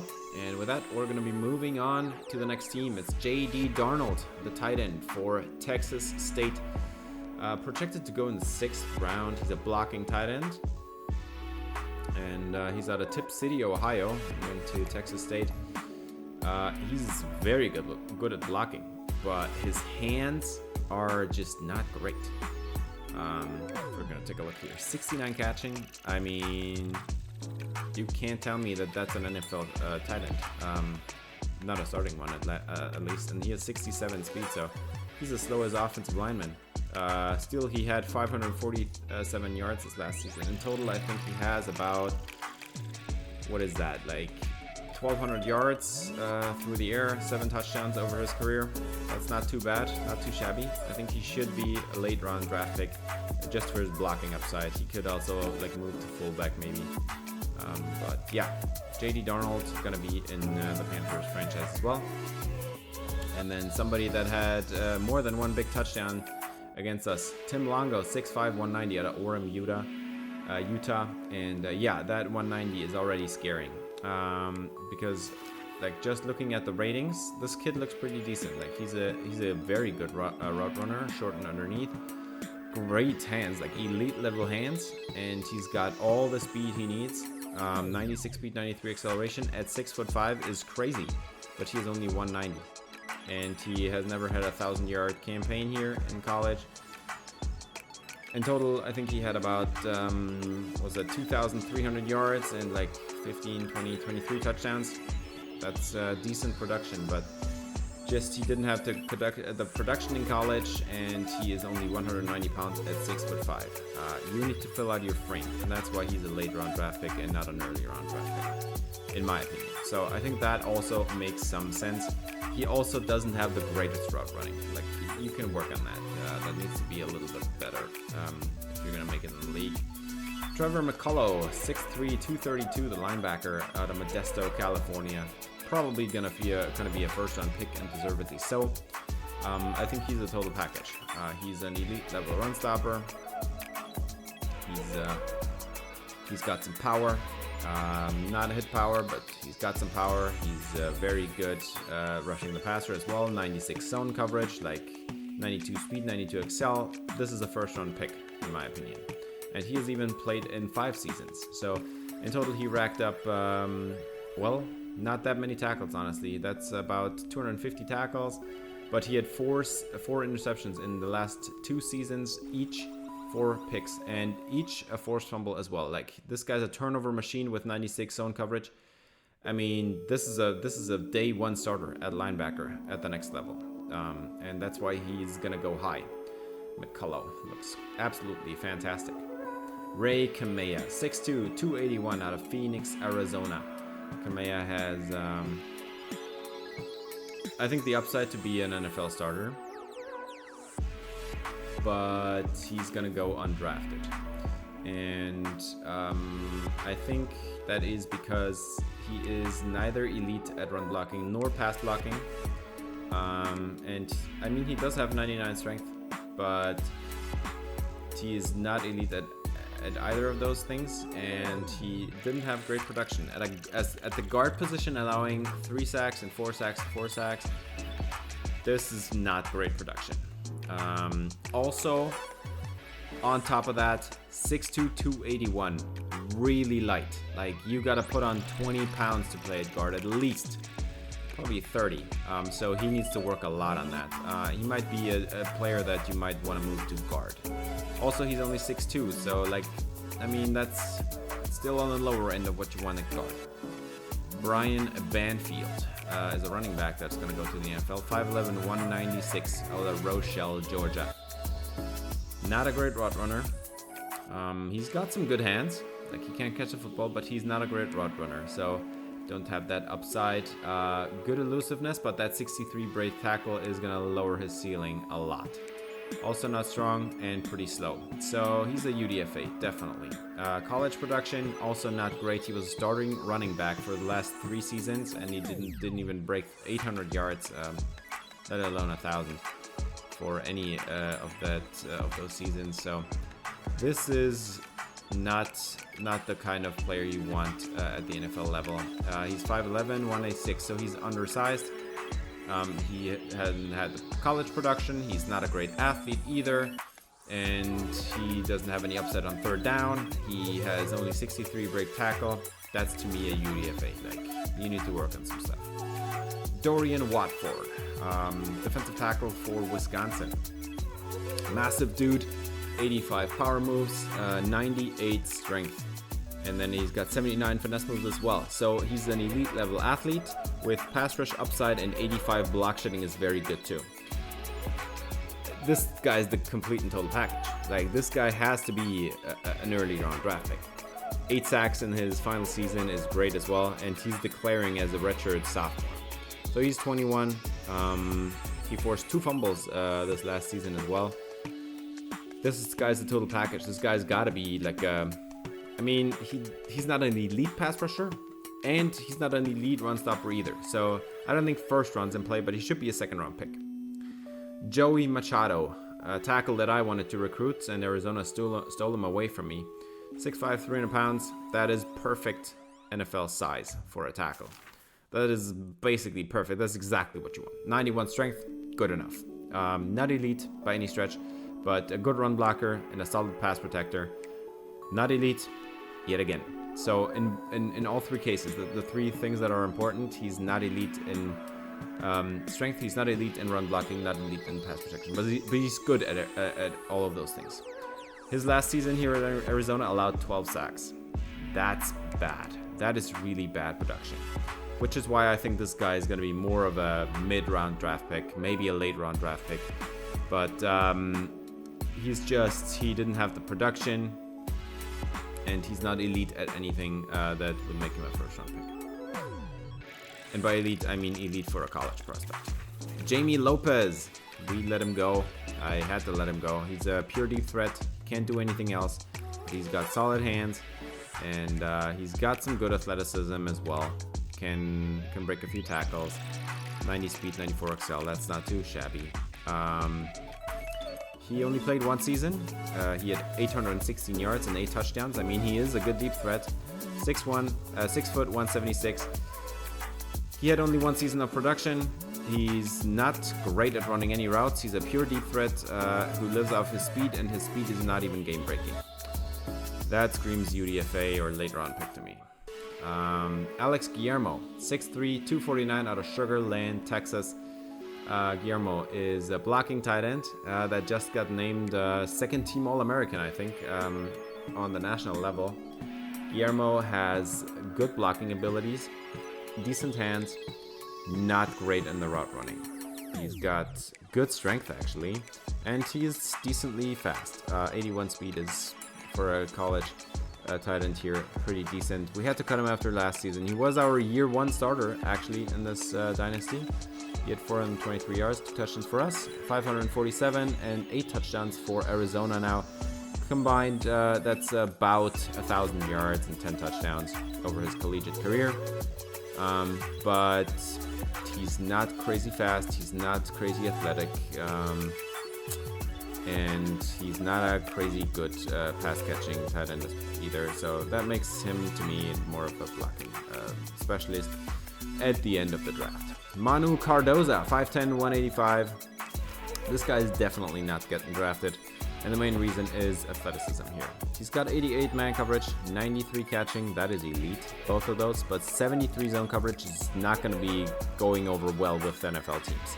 You need to be able to play some zone. He's also not a great tackler, and he's got 94 speed, but only 85 acceleration. In his final season, he had 2 interceptions. He was a starter for us for quite a amount of time. But Cardoza is going to go undrafted for sure. He does not have the athleticism. He has the long speed, yeah, but does not have the quick flip hips ability. And this is the thing. He's not a great athlete, and you can hide that. But he's not a great tackler in the slot either. So you can hide. You can't hide the tackling on the slot and the lack of acceleration. You can't hide the lack of zone coverage on the outside either. So how are you gonna do that? So undrafted for him. George St. John, 91 finesse moves, 88 power moves. This is what I call an elite edge rusher. 91 strength on top of that. 83 block shedding is good. Has very good get off. He had 15.5 sacks this last season. This guy will be a top 5 draft pick, because he's an elite athlete with elite pass rush skills, good run stopping upside, and the college production that you want, and he's not injury prone. This guy is Chase Young, coming out of college. Now, obviously, we know what Chase Young turned out to be in the NFL, but George St. John has the upside to be a Hall of Fame level edge rusher at the NFL, I think, and that's why he's going to be a top 5 draft pick. Deontay Keenan, I think he's going to be the best running back out of this draft. He's a junior, declaring early, so 6 foot, 207 pounds. Needs to add a little bit to his frame. He's not a great route runner, but he's got 81 short. That's good enough anyway. For hands, he's got he's more than good enough to catch the football. He's got power and elusiveness. 92 speed is good enough for the NFL as well. He's not the most exciting athlete ever, but he's going to be a first round pick probably. And he finishes his college career with about 2,500 rushing yards, 28 touchdowns, 2 fumbles each season. And the thing is, his carries went up each season, but he kept the fumbles down to 2, even in his final season where he got a lot of carries. He also had about 100 catches and about 500 receiving yards and a touchdown total over his 3 years there as a starter. And yeah, Keenan is a first-round running back. He's got the size, he's got the athleticism, he's got the skills to be a starting running back in the league. Dexter Moody, 5-star recruit, 6 foot, 210 pounds out of Jacksonville, Florida. He is that quarterback that everybody wants to do well in the league. Now, the thing is, he is projected to be a mid-round draft pick, which I think is accurate. He is an accurate quarterback. He's got 91 throw power, which is not elite by any stretch of the imagination. He's got some speed. He can maneuver around. He's not the fastest. But he was injured in his last season. I think he only played 2 games or maybe it was 3 games in his last season, and he had a 5 interception meltdown in the national championship game. I mean, it's gonna put how do you say that? It's a turnoff for every NFL draft analyst with those 5 interceptions. Which is why it makes sense to me that this guy is not going to be a first-round pick with that meltdown. But this guy can run the football as well. Like, there is a good upside here. He's a decent arm, but he's not a great athlete. He doesn't have a great arm. He doesn't have the great production in his senior season, and he had an absolute meltdown. So that's not a first-round pick to me, and that's why it makes sense that he's like a third-round pick. Avery Dunham, 6'4", 233 out of Katy, Texas. Dunham is a former 3-star, and he's declaring as a true sophomore. Not a true sophomore, as a redshirt sophomore. Guy's maxed out. He can't get any better. He's going to be first-round pick, and he's got 91 run blocking. Are you kidding me? You could turn this guy into an offensive lineman, honestly. And maybe he should do that, because his hands and route running are honestly pretty awful. Imagine this guy being an NFL offensive lineman, honestly. He goes to the NFL, projected first round with barely maybe 700 yards and 4 touchdowns receiving. Like that doesn't make any sense to me. And I think the story here has got to be that this guy has got to turn into an offensive lineman, because he does not have the athleticism at all to be a first-round tight end. Now, we're going to go to draft results, and we're going to see. Wayne Estrada is a first-round pick, and that makes sense to me. I think he's going to be a late first-round pick because he doesn't have the great arm, or the great athleticism, or the great medium accuracy, or the great production. He had 12 interceptions in his last season, but he's going to be first-round pick, just like Tavares Cedeno, who kind of looks like Jahmyr Gibbs, to be honest, with that kind of athleticism. Just not quite fast enough. Juan Rivero, first-round tight end, makes sense. He's great at everything. He's a good pass catcher, solid routes, excellent run blocker. Not even a horrible athlete. Brian Alonso, first-round pick, elite level. I think he's gonna be more of a late first-round pick. The Jeff Okudah downside with not enough athleticism gonna keep him out of the top 10, I think. John Suarez is going to be an early second-round draft pick. 4 years of college production probably banged him up a little bit, injury concerns and stuff. But he's an elite level running back that should be a good second-round pick. Valdez, elite level athlete that doesn't have any idea how to finesse rush anything, and is injury prone. That's a second-round pick to me. That makes sense. Dave Santos, he's going to be a second-round pick as well. Also, 4-year college production at the linebacker position. He might be a little bit banged up. He is only 221 and only 6'1". The size concerns there could use a bit more mass. Trey Bavaro, round 3, and Kelvin Leyva, round 3. I mean, you really can't explain away that one, Kelvin Leyva. I think all the other ones make sense, but Leyva doesn't make sense to me. Mares is a 4th-round pick, actually. That's good news. And then we've got the linebacker, Anthony Carvajal, also going to be a 4th-round pick. So in total, we have 4, 7, 9, 11 draft picks here for this first offseason here with the Ocelots. This is good stuff. Tyler Kutuvidez is going to be a first-round pick. Grant Mondo is going to go undrafted. No surprise there. Actually, it is a surprise to me. Grant Mondo should be a draft pick because he played pretty well in his last 2 seasons. But yeah, can't do anything about it. Sammy Kali, round 3 pick. I mean, this is decent value here. He's an average-sized NFL receiver with average NFL speed, average catching. This guy is the most average receiver ever, honestly. Rico Escobar, the corner. He's going to be a 4th-round pick. Makes sense to me. He's a solid corner, but he doesn't have elite speed or anything. So it's a diet Brian Alonso. Just like I said, Nick Ordonez goes undrafted because he doesn't have NFL athleticism. For the Longhorns, we've got the 1st-round pick in Max Clinton, even though he's injured. Make this a late 1st-round pick. 2nd-round pick, David Woodhead, makes sense. He's a guard. Positional value is a thing in the NFL. Got Javier Casas, deep threat. Pure deep threat going round 3. I mean, that makes sense to me. And he's not even that fast. So this pick also makes sense. And then we've got Polanco, round 4. He's an edge rusher that... yeah, he's just doesn't have quite the skills or the athleticism to be a 1st-round pick. And then D'Amico, yeah, this is the Hassan Reddick pick. Not sure how I want to do that. I'm gonna try out a couple different things when I put all these players into the draft class. We've got 2 5th-round picks for the Texas State Bobcats. Blocking tight end that could also be a fullback, and the receiver that lacks the size necessary to play at the NFL. He's 6'5", but only 190, so need to work on that. Trevor McCullough. Oh my god, he's only a 2nd-round pick. Are you kidding me? That's a joke, right? Are you kidding me? This guy is a stud 1st-round pick, man. Maybe he's just going to be a steal then in the 2nd round. And then Ray Kamea, he actually got drafted.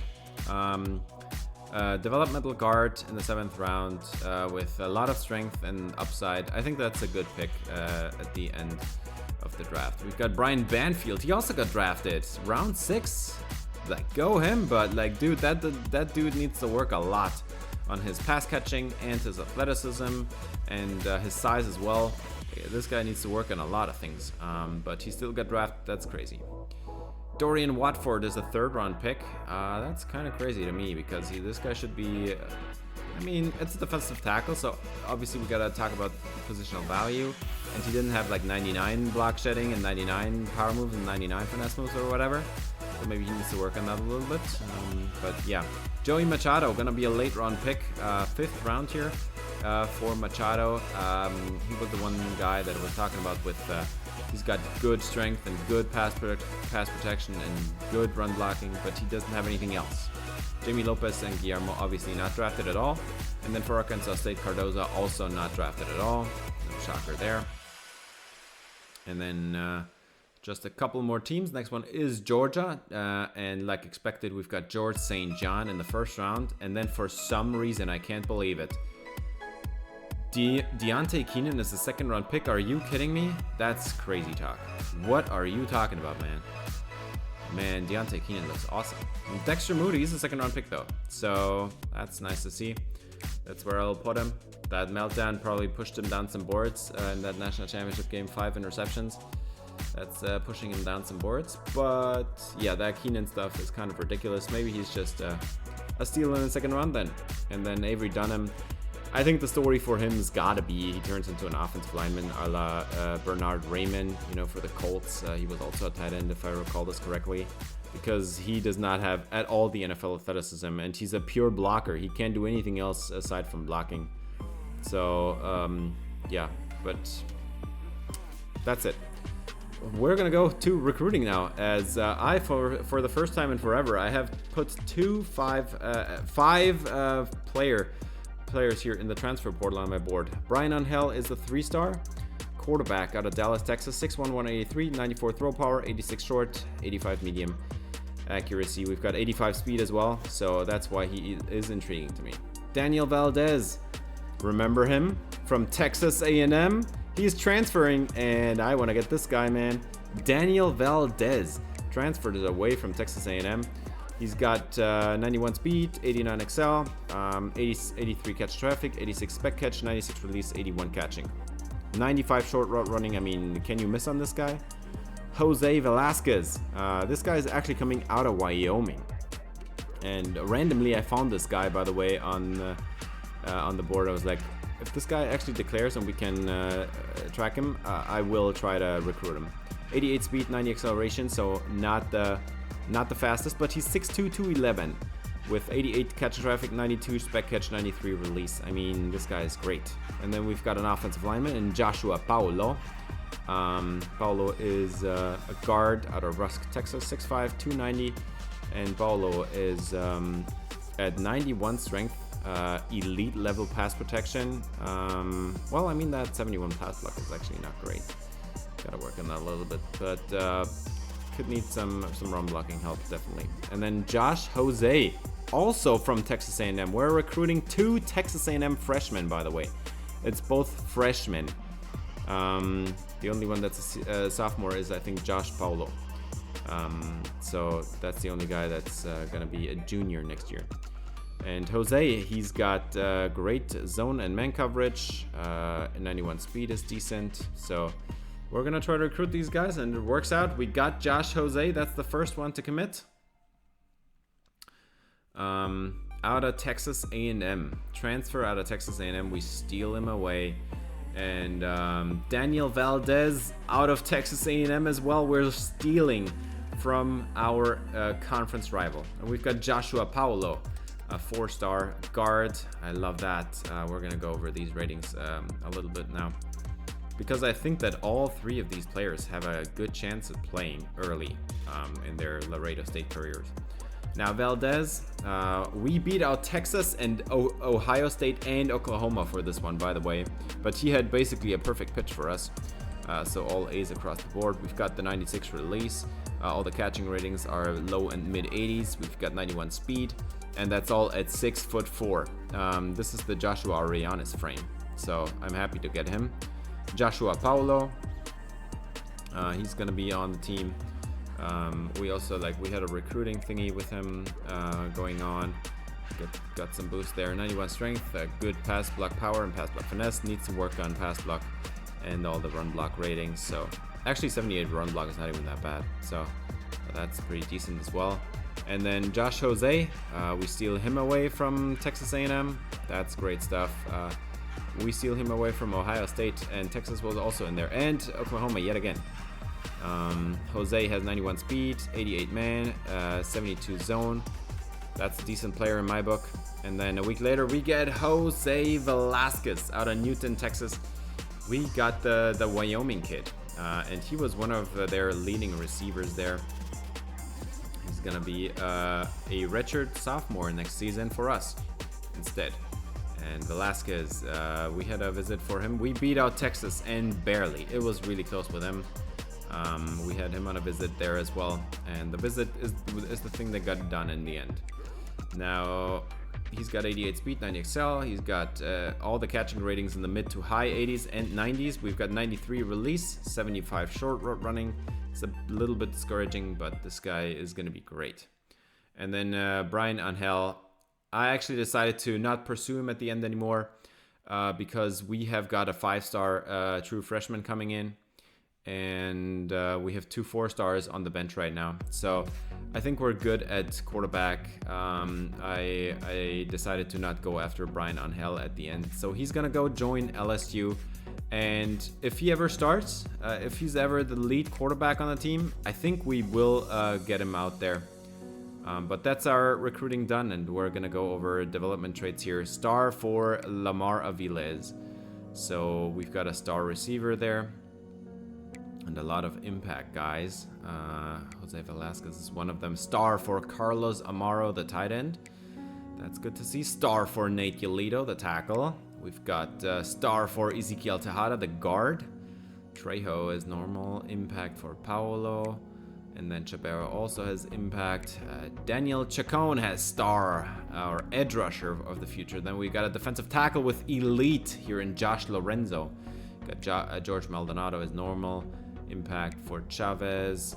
Trinidad is normal. Selvia is impact. Jose is impact. And then Figueroa is star as well, so star safety. And 2 not that interesting specialists. But yeah, this is what the recruiting class looks like this year. We get 2nd place behind Miami. Good stuff, good stuff. They just got a lot more 5-stars, and we can't go after all these many 5-stars because we need to we have this recruiting limitation with Hispanic last names, so can't do anything about that. Laredo State is gonna have still a great recruiting year this year. And of course, if you enjoyed this video, I would appreciate if you give it a thumbs up, subscribe, ring the bell for notifications, and we're gonna move on to position changes. And the only one that we're gonna have this year is actually Jimmy Melendez.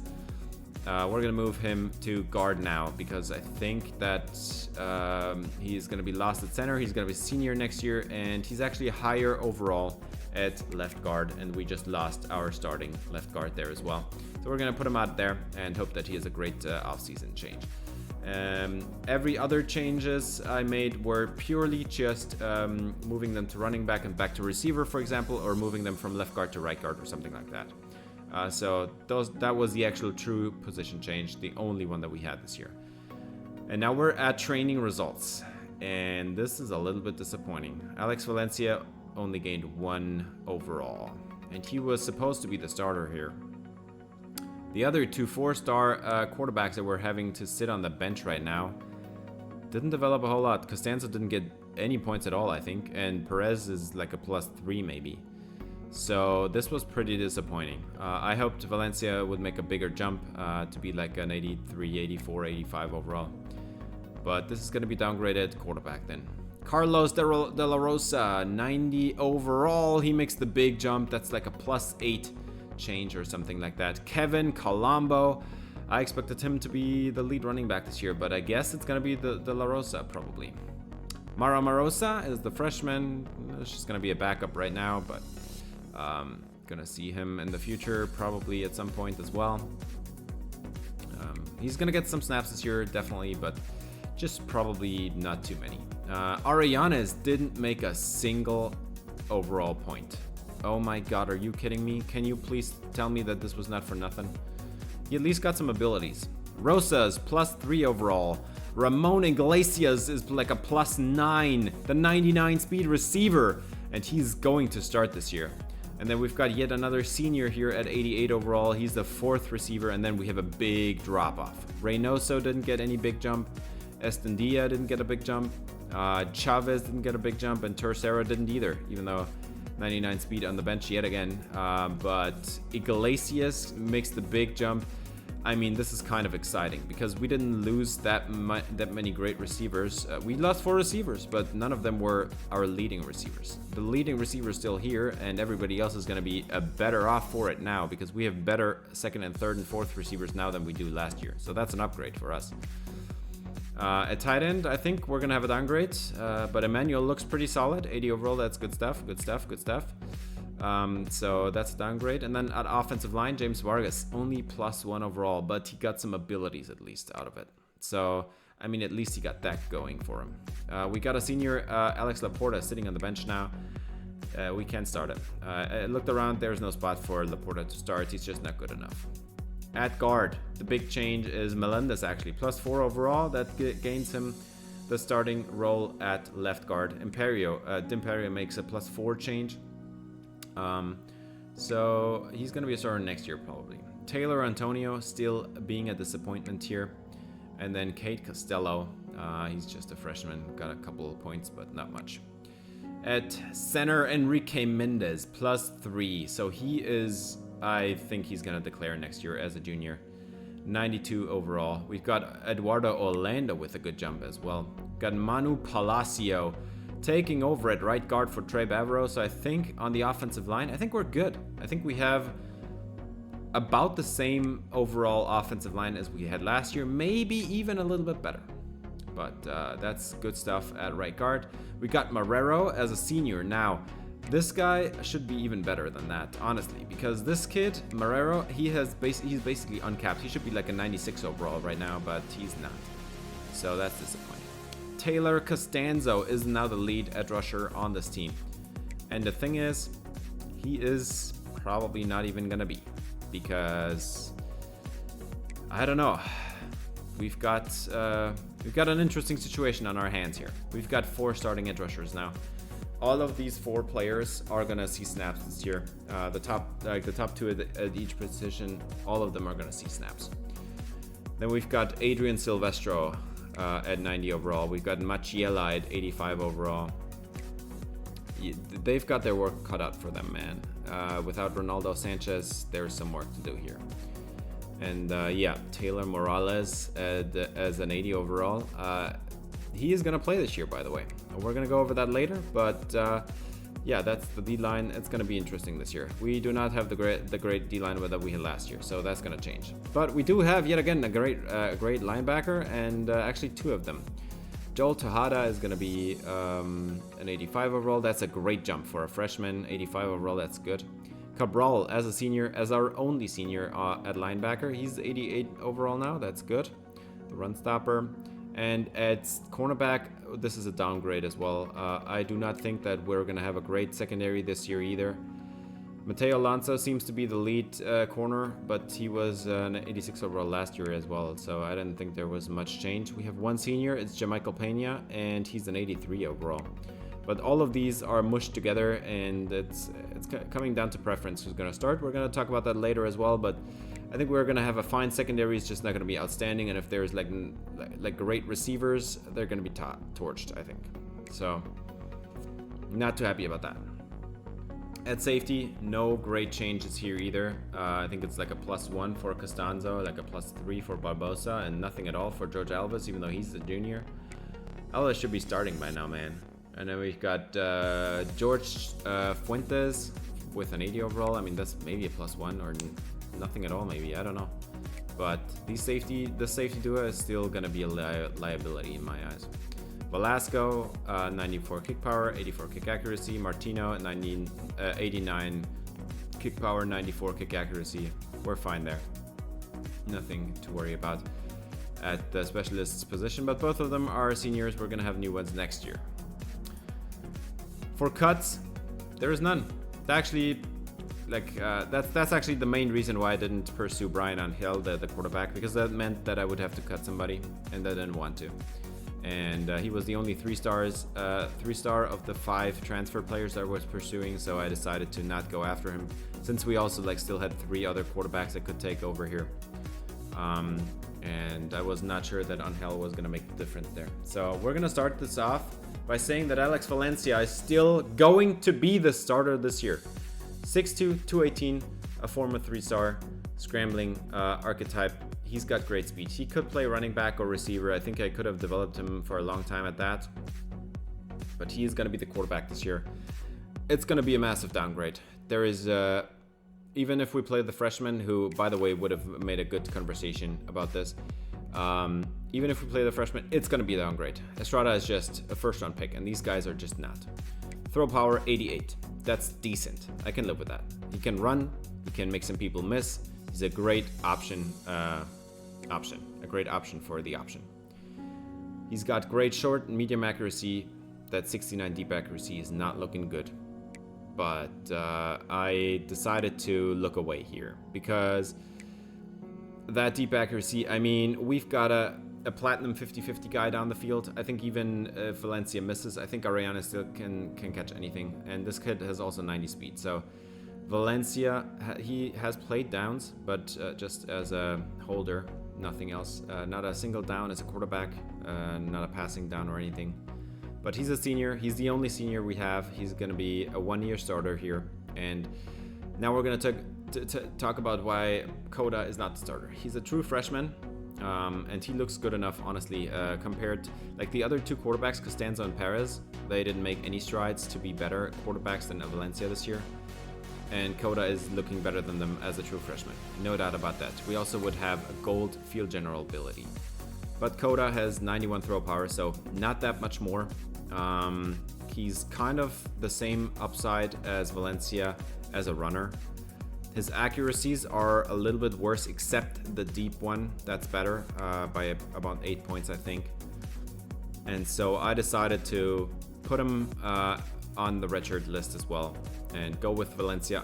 I did some practice, and I think that Valencia plays well enough to be leading this offense. Now, Carlos De La Rosa, he's going to be the starter, the base running back starter, the lead running back on this team. He's got elite elusiveness, a great route running ability, can catch the football, 93 speed, 92 excel, no question about it. He's going to be the lead running back this year as a redshirt sophomore. Kevin Colombo, he's the junior. He should be playing. And right now he is not. And not as a starter though. He is going to be the power and the receiving back on this team. So I think we can manage maybe even a 50-50 split, but he's just not quite as elusive. He's a great route runner. He's got great hands. He's got more power than De La Rosa and more speed as well. He's great at a lot of things, but not at the elusive game, and that's what we need. And that's why De La Rosa is the starter. Colombo is the receiving and power back, and I think we can manage like a 60-40 split, maybe 50-50.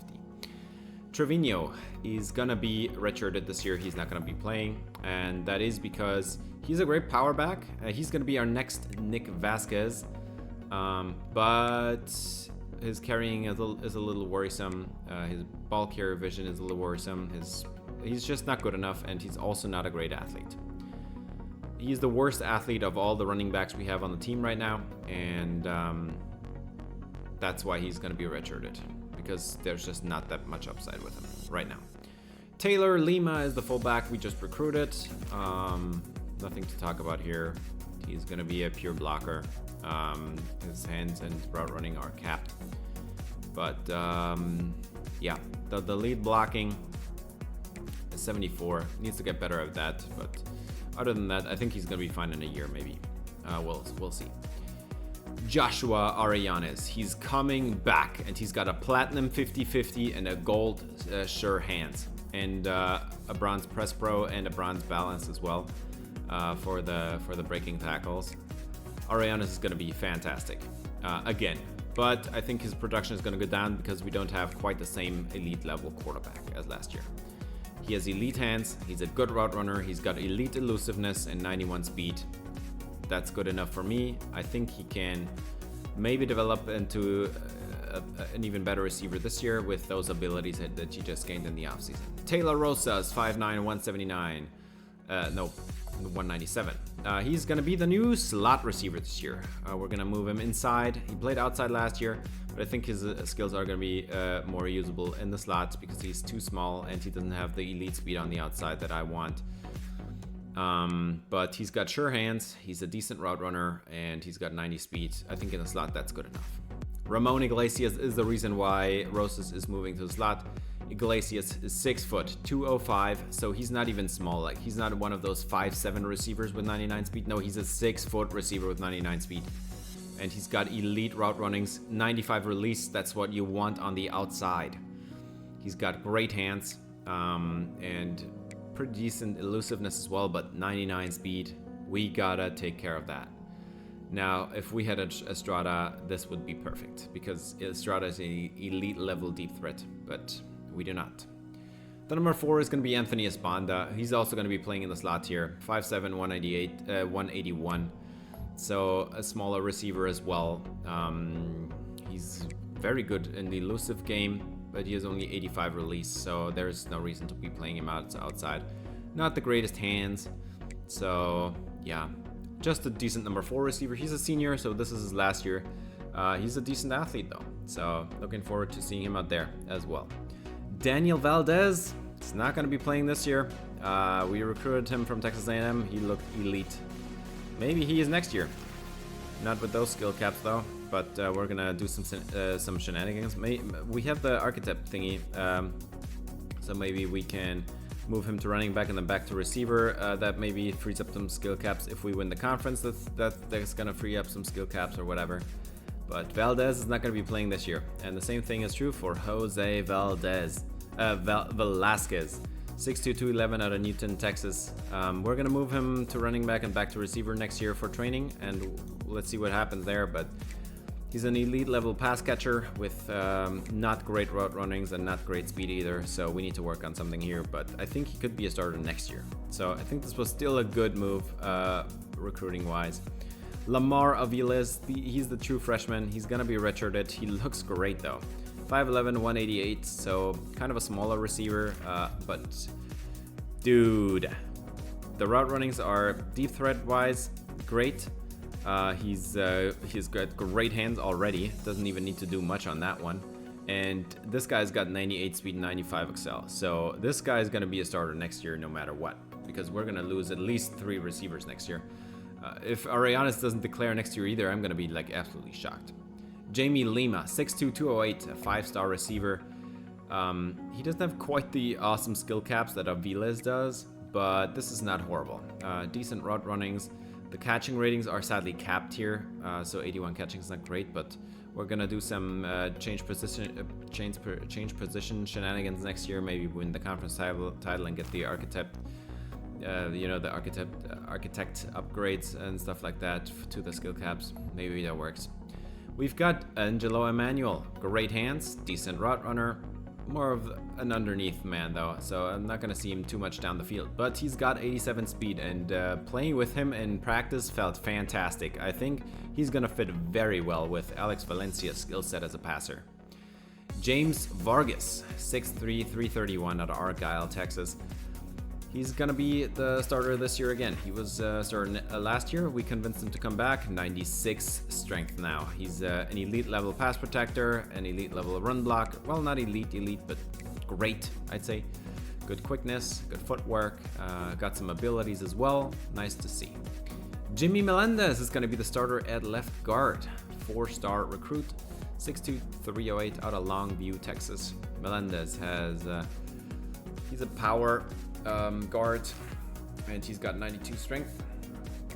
His run blocking is very good. His pass protection is solid, and he's still basically uncapped here. Like, this guy is going to be a great NFL guard. The sad thing though is probably not at 87 overall. He's not going to be a first round pick there. Ezekiel Tejada. I moved him from right guard to left guard. He is a true freshman. And the kid is looking fantastic. 93 strength already. Doesn't even need to improve that, but still has room to improve. Run blocking and pass blocking are at good points to start off with.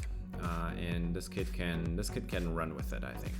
Tejada is gonna look solid in a couple of years. Enrique Mendez, he's a junior.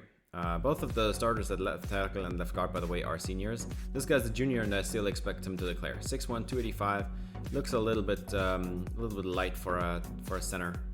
Even for a center, 285 is light. But he's got very good run blocking. The pass blocking is decent. And yeah, he's got some power as well. He's got some speed. This guy can move around. Mendez is going to be a very good starter in the interior. Another senior guard in Manu Palacio, 6'1", 299, out of Arellanes, Texas again. And Palacio is also one of those strength players. Run blocking is elite. The pass protection needs a lot of work. So not too happy about that. I think this might be a weakness overall, but Palacio is going to be the starter. And then at right guard, we've also got Joshua Paulo, and he was a true junior, a true sophomore when we recruited him. So we're going to redshirt him this year. 6'5", 290 out of Rusk, Texas. Paulo needs to work a little bit on his pass blocking. That's not great. And he's got 91 strength. That's solid. He can work on that as well. Run blocking is very balanced. Like that a lot. And so he can work on that as well. So I'm not worried about the people coming up next year for right guard. We have also got another one that's going to be a redshirt this year, and that's our true freshman, Tyler Trejo. If you've heard that before, yeah, that's true. We had a Tyler Trejo linebacker that went to UTSA instead of us. Now we got another Tyler Trejo on the team. Yeah, that Tyler Trejo is at UTSA. And he looks pretty decent. Nothing to complain about here. And then we've got another senior at right tackle. So we're going to lose 4 starters next year in the offseason, plus probably our center as well. So I think we're going to be out 5 O-line starters next year. And we already lost 3 this year. So that's not good. But Marrero is actually uncapped, and I can't believe that he's still like a 89 overall. This guy should be like a 96, 98, 99. Unblocked here. Like, are you kidding me? This guy looks unreal. Unbelievable, man. Gonna go to the NFL next year as well. Great run blocker, even better pass protection. Nate Yolito is gonna be redshirted this year. He's a true freshman that we just recruited, and Yolito is 6'4", 302 out of Cibolo, Texas. He's got really good pass protection right off the bat. That's looking very fantastic. But he needs to work on his power. He's got only 78 strength, so we need to put some points in that. And that run blocking in the 60s is looking absolutely horrible. Like, that guy's not going to start next year either. Taylor Costanzo. Yeah. He looks like the best pass rusher we have on the team, but he's still going to split snaps. 6'3", 249 with 85 power moves and 79 finesse moves, 91 strength, 65 block shedding. He is going to be starting in nickel, but not in base, because he does not have the run stopping necessary to start in base.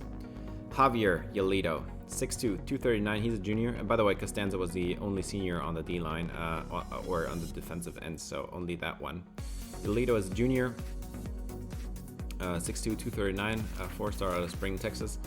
82 power moves and 79 finesse moves, which makes him prime for not starting at all in nickel. But he's a great run stopper, so he's going to start in base. Good stuff. Like that a lot. That's about Yolito. And then we've got Daniel Chacon out of Robertsdale, Alabama. 6'4", 248, 4-star recruit. Chacon is gonna be a starter next year, probably, I'm assuming, because he's already like not looking too shabby right off the bat here, and we do not have great edge rushers on the team at all right now. So I think Chacon has a good chance to take over next year if he has a good offseason. Enrique De Castro, 6'2", 229 out of Mesquite, Texas. Former 3-star power rusher archetype. De Castro was a linebacker once upon a time. He's got 85 power moves and 76 finesse moves. 76 block shedding, which means that he's probably going to be the starter in base. He's a decent athlete, but He's looking like a starter in base, and then I think Manu Maldonado is going to take over in nickel. He's a sophomore, 4-star, 6'5", 252, Cedar Hill, Texas is his hometown. And Manu Maldonado has 85 power moves, 76 finesse moves as well. A better athlete though, 75 block shooting's not that good though. So yeah, definitely going to see the field as well.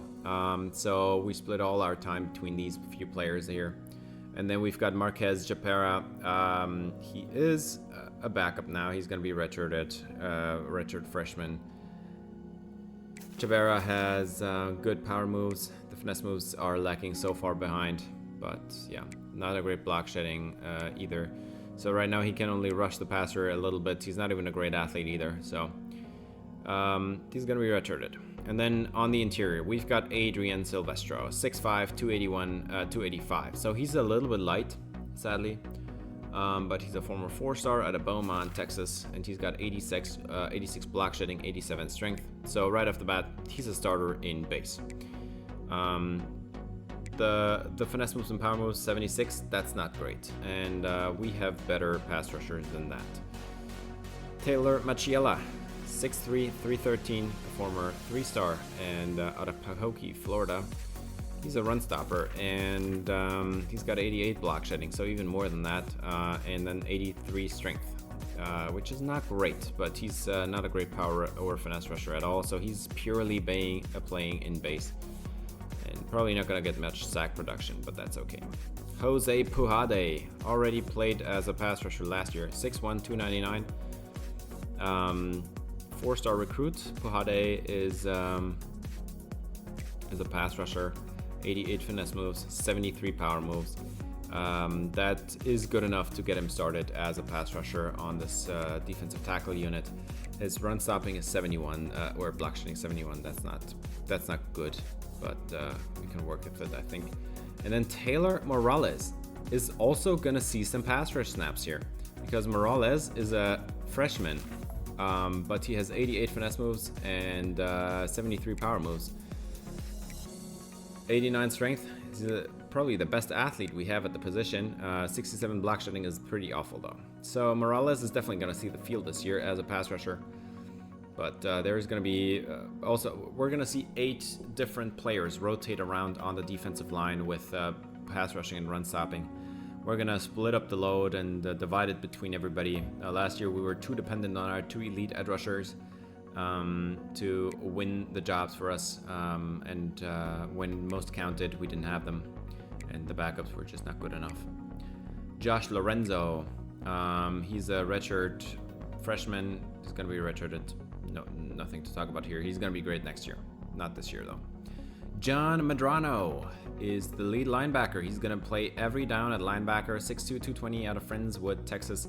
And I think, if I recall this correctly, I think Medrano was also a safety once upon a time. 90 zone coverage, 73 man. That's going to get you on the field a lot. 88 play rec, 88 awareness is great at linebacker. Got some hit power, 97 finesse moves, can rush the passer. 67 block shedding is not great, but at least he's a half decent athlete, and we're gonna look forward to seeing him. Now at middle linebacker, we're gonna see Kevin Isidora, 6', 220 out of South Lake, Texas. Also on the lighter side as well. Got platinum house call though.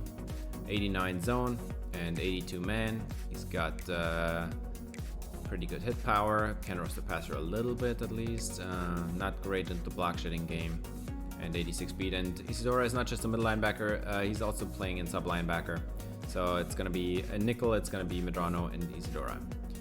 For Chavez, the true freshman, I think we only have a couple this year. 6', 231, 4-star. He's a pass coverage archetype linebacker. He looks good enough. And the run stopping is pretty good as well. Like, that's nothing to be ashamed about. Block shedding needs to get a little bit better. He's not ready to play yet, but he does have the athleticism to be an elite level linebacker in a couple of years. Jesus Cabral gonna start in base, not going to be starting in nickel or dime.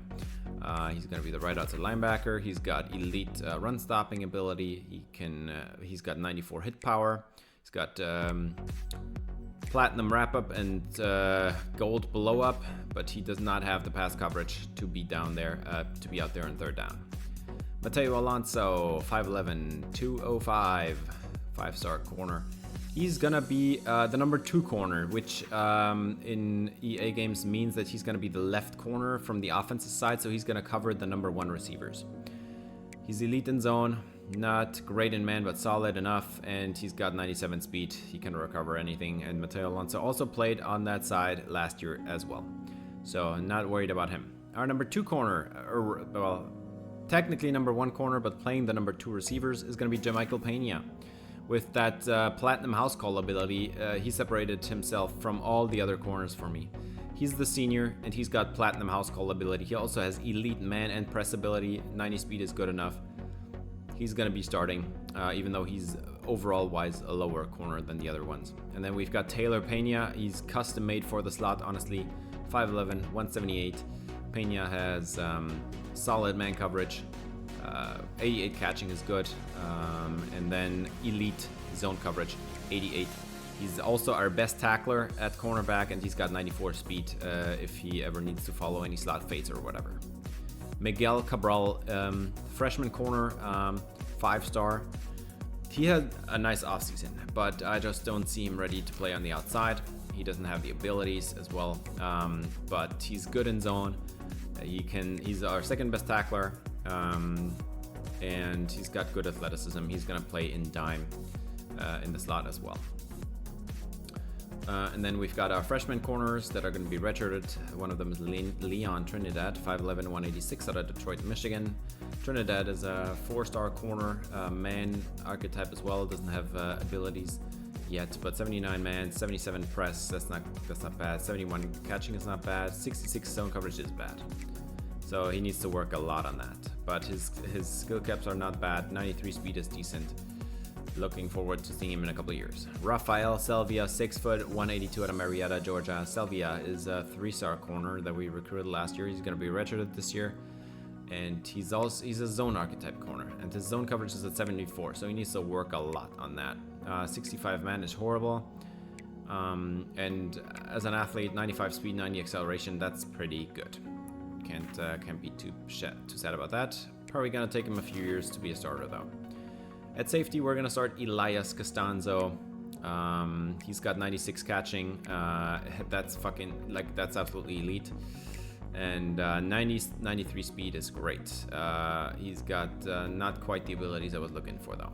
With that 96 catching, I hoped he had like platinum house call, but he does not. George Figueroa, former 4-star, 6'1", 218. He's going to be redshirted this year, but he already has 80 zone coverage and it's uncapped, so he can get so much better at that. I think Figueroa is going to be the starter in the future. A couple of years from now, he's going to be the starter. 94 speed, 90 acceleration. Figueroa looks absolutely fantastic. George Fuentes, 6'2", 196 out of Allen, Texas. He's got a gold house call ability, and that makes me a lot more optimistic about our ability to intercept passes this year, because Brian Alonso was doing it alone last year. And this guy has elite zone coverage, and 81 catching is good. We've got 92 speed, 88 XL, that's solid. He can tackle a little bit. And then our kicker is going to be Jesse Velasco, just like last year, 6'2", 170. He's a senior. He's off the accurate type, but he's got 84 accuracy, 94 kick power. And nothing else matters, honestly, even though you gotta admit, man, this kid is pretty fast, man. If we ran a fake, this is not bad. This is not bad. Gotta admit here. And then we've got Cesar Chavez. He's gonna take over next year. He's a freshman. We're gonna redshirt him, and then hopefully next year he can take over, and hopefully we don't lose anything in the kick power department, because we need to make these long kicks happen. He's 93 already. He's got the silver mega leg ability. Good enough. I can work with that. Don't care about the skill caps at all. Nothing else matters. And that's it for the kickers. Punter is going to be Nick Martino, 6'1", 220, out of Cibolo, Texas, former 3-star. Got the chip shot silver and field flip silver as well. Not that the chip shot matters at all. We've got 89 kick power, 94 kick accuracy. That's good stuff. I want to see that.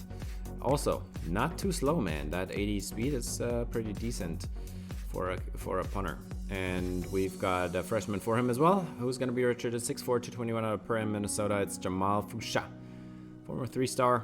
Fusha was a bust, actually labeled, but he's got 82 kick power. I mean, That's not too bad. We can work with that, and everybody else doesn't. Everything else doesn't really matter. Let's see how training goes for him next year, and I think that's it for the entire roster. We're at preseason freshmen now, and the preseason national first team quarterback is going to be Tobias Nani. We saw him last year, and we've got Carlos De La Rosa here. I'm very much looking forward to that. Taylor Cornelius, I remember this guy. Joshua Arellanes, remember this guy. Ramon Iglesias. Oh, this is going to be fantastic with our receivers. And then we've got Nick Allen from Nebraska at tight end. Don't know too much about him. Enrique Mendez makes it here as a junior. I'm very much looking forward to seeing this guy out on the field now. And then all the others, I don't really recognize many players here. Dalvin Mount, the linebacker for Georgia. We played him last year. I think he's a good linebacker, but yeah, not too scared about this guy. And then don't recognize any of the DBs. Just Nick Martino, the punter. He's gonna be on there. Maybe he's gotten drafted. I don't know. 89 overall. He might make it, honestly. Maybe he's a 7th round pick or whatever. Second team All-Americans, we've got nobody that I can remember except Donald Turner.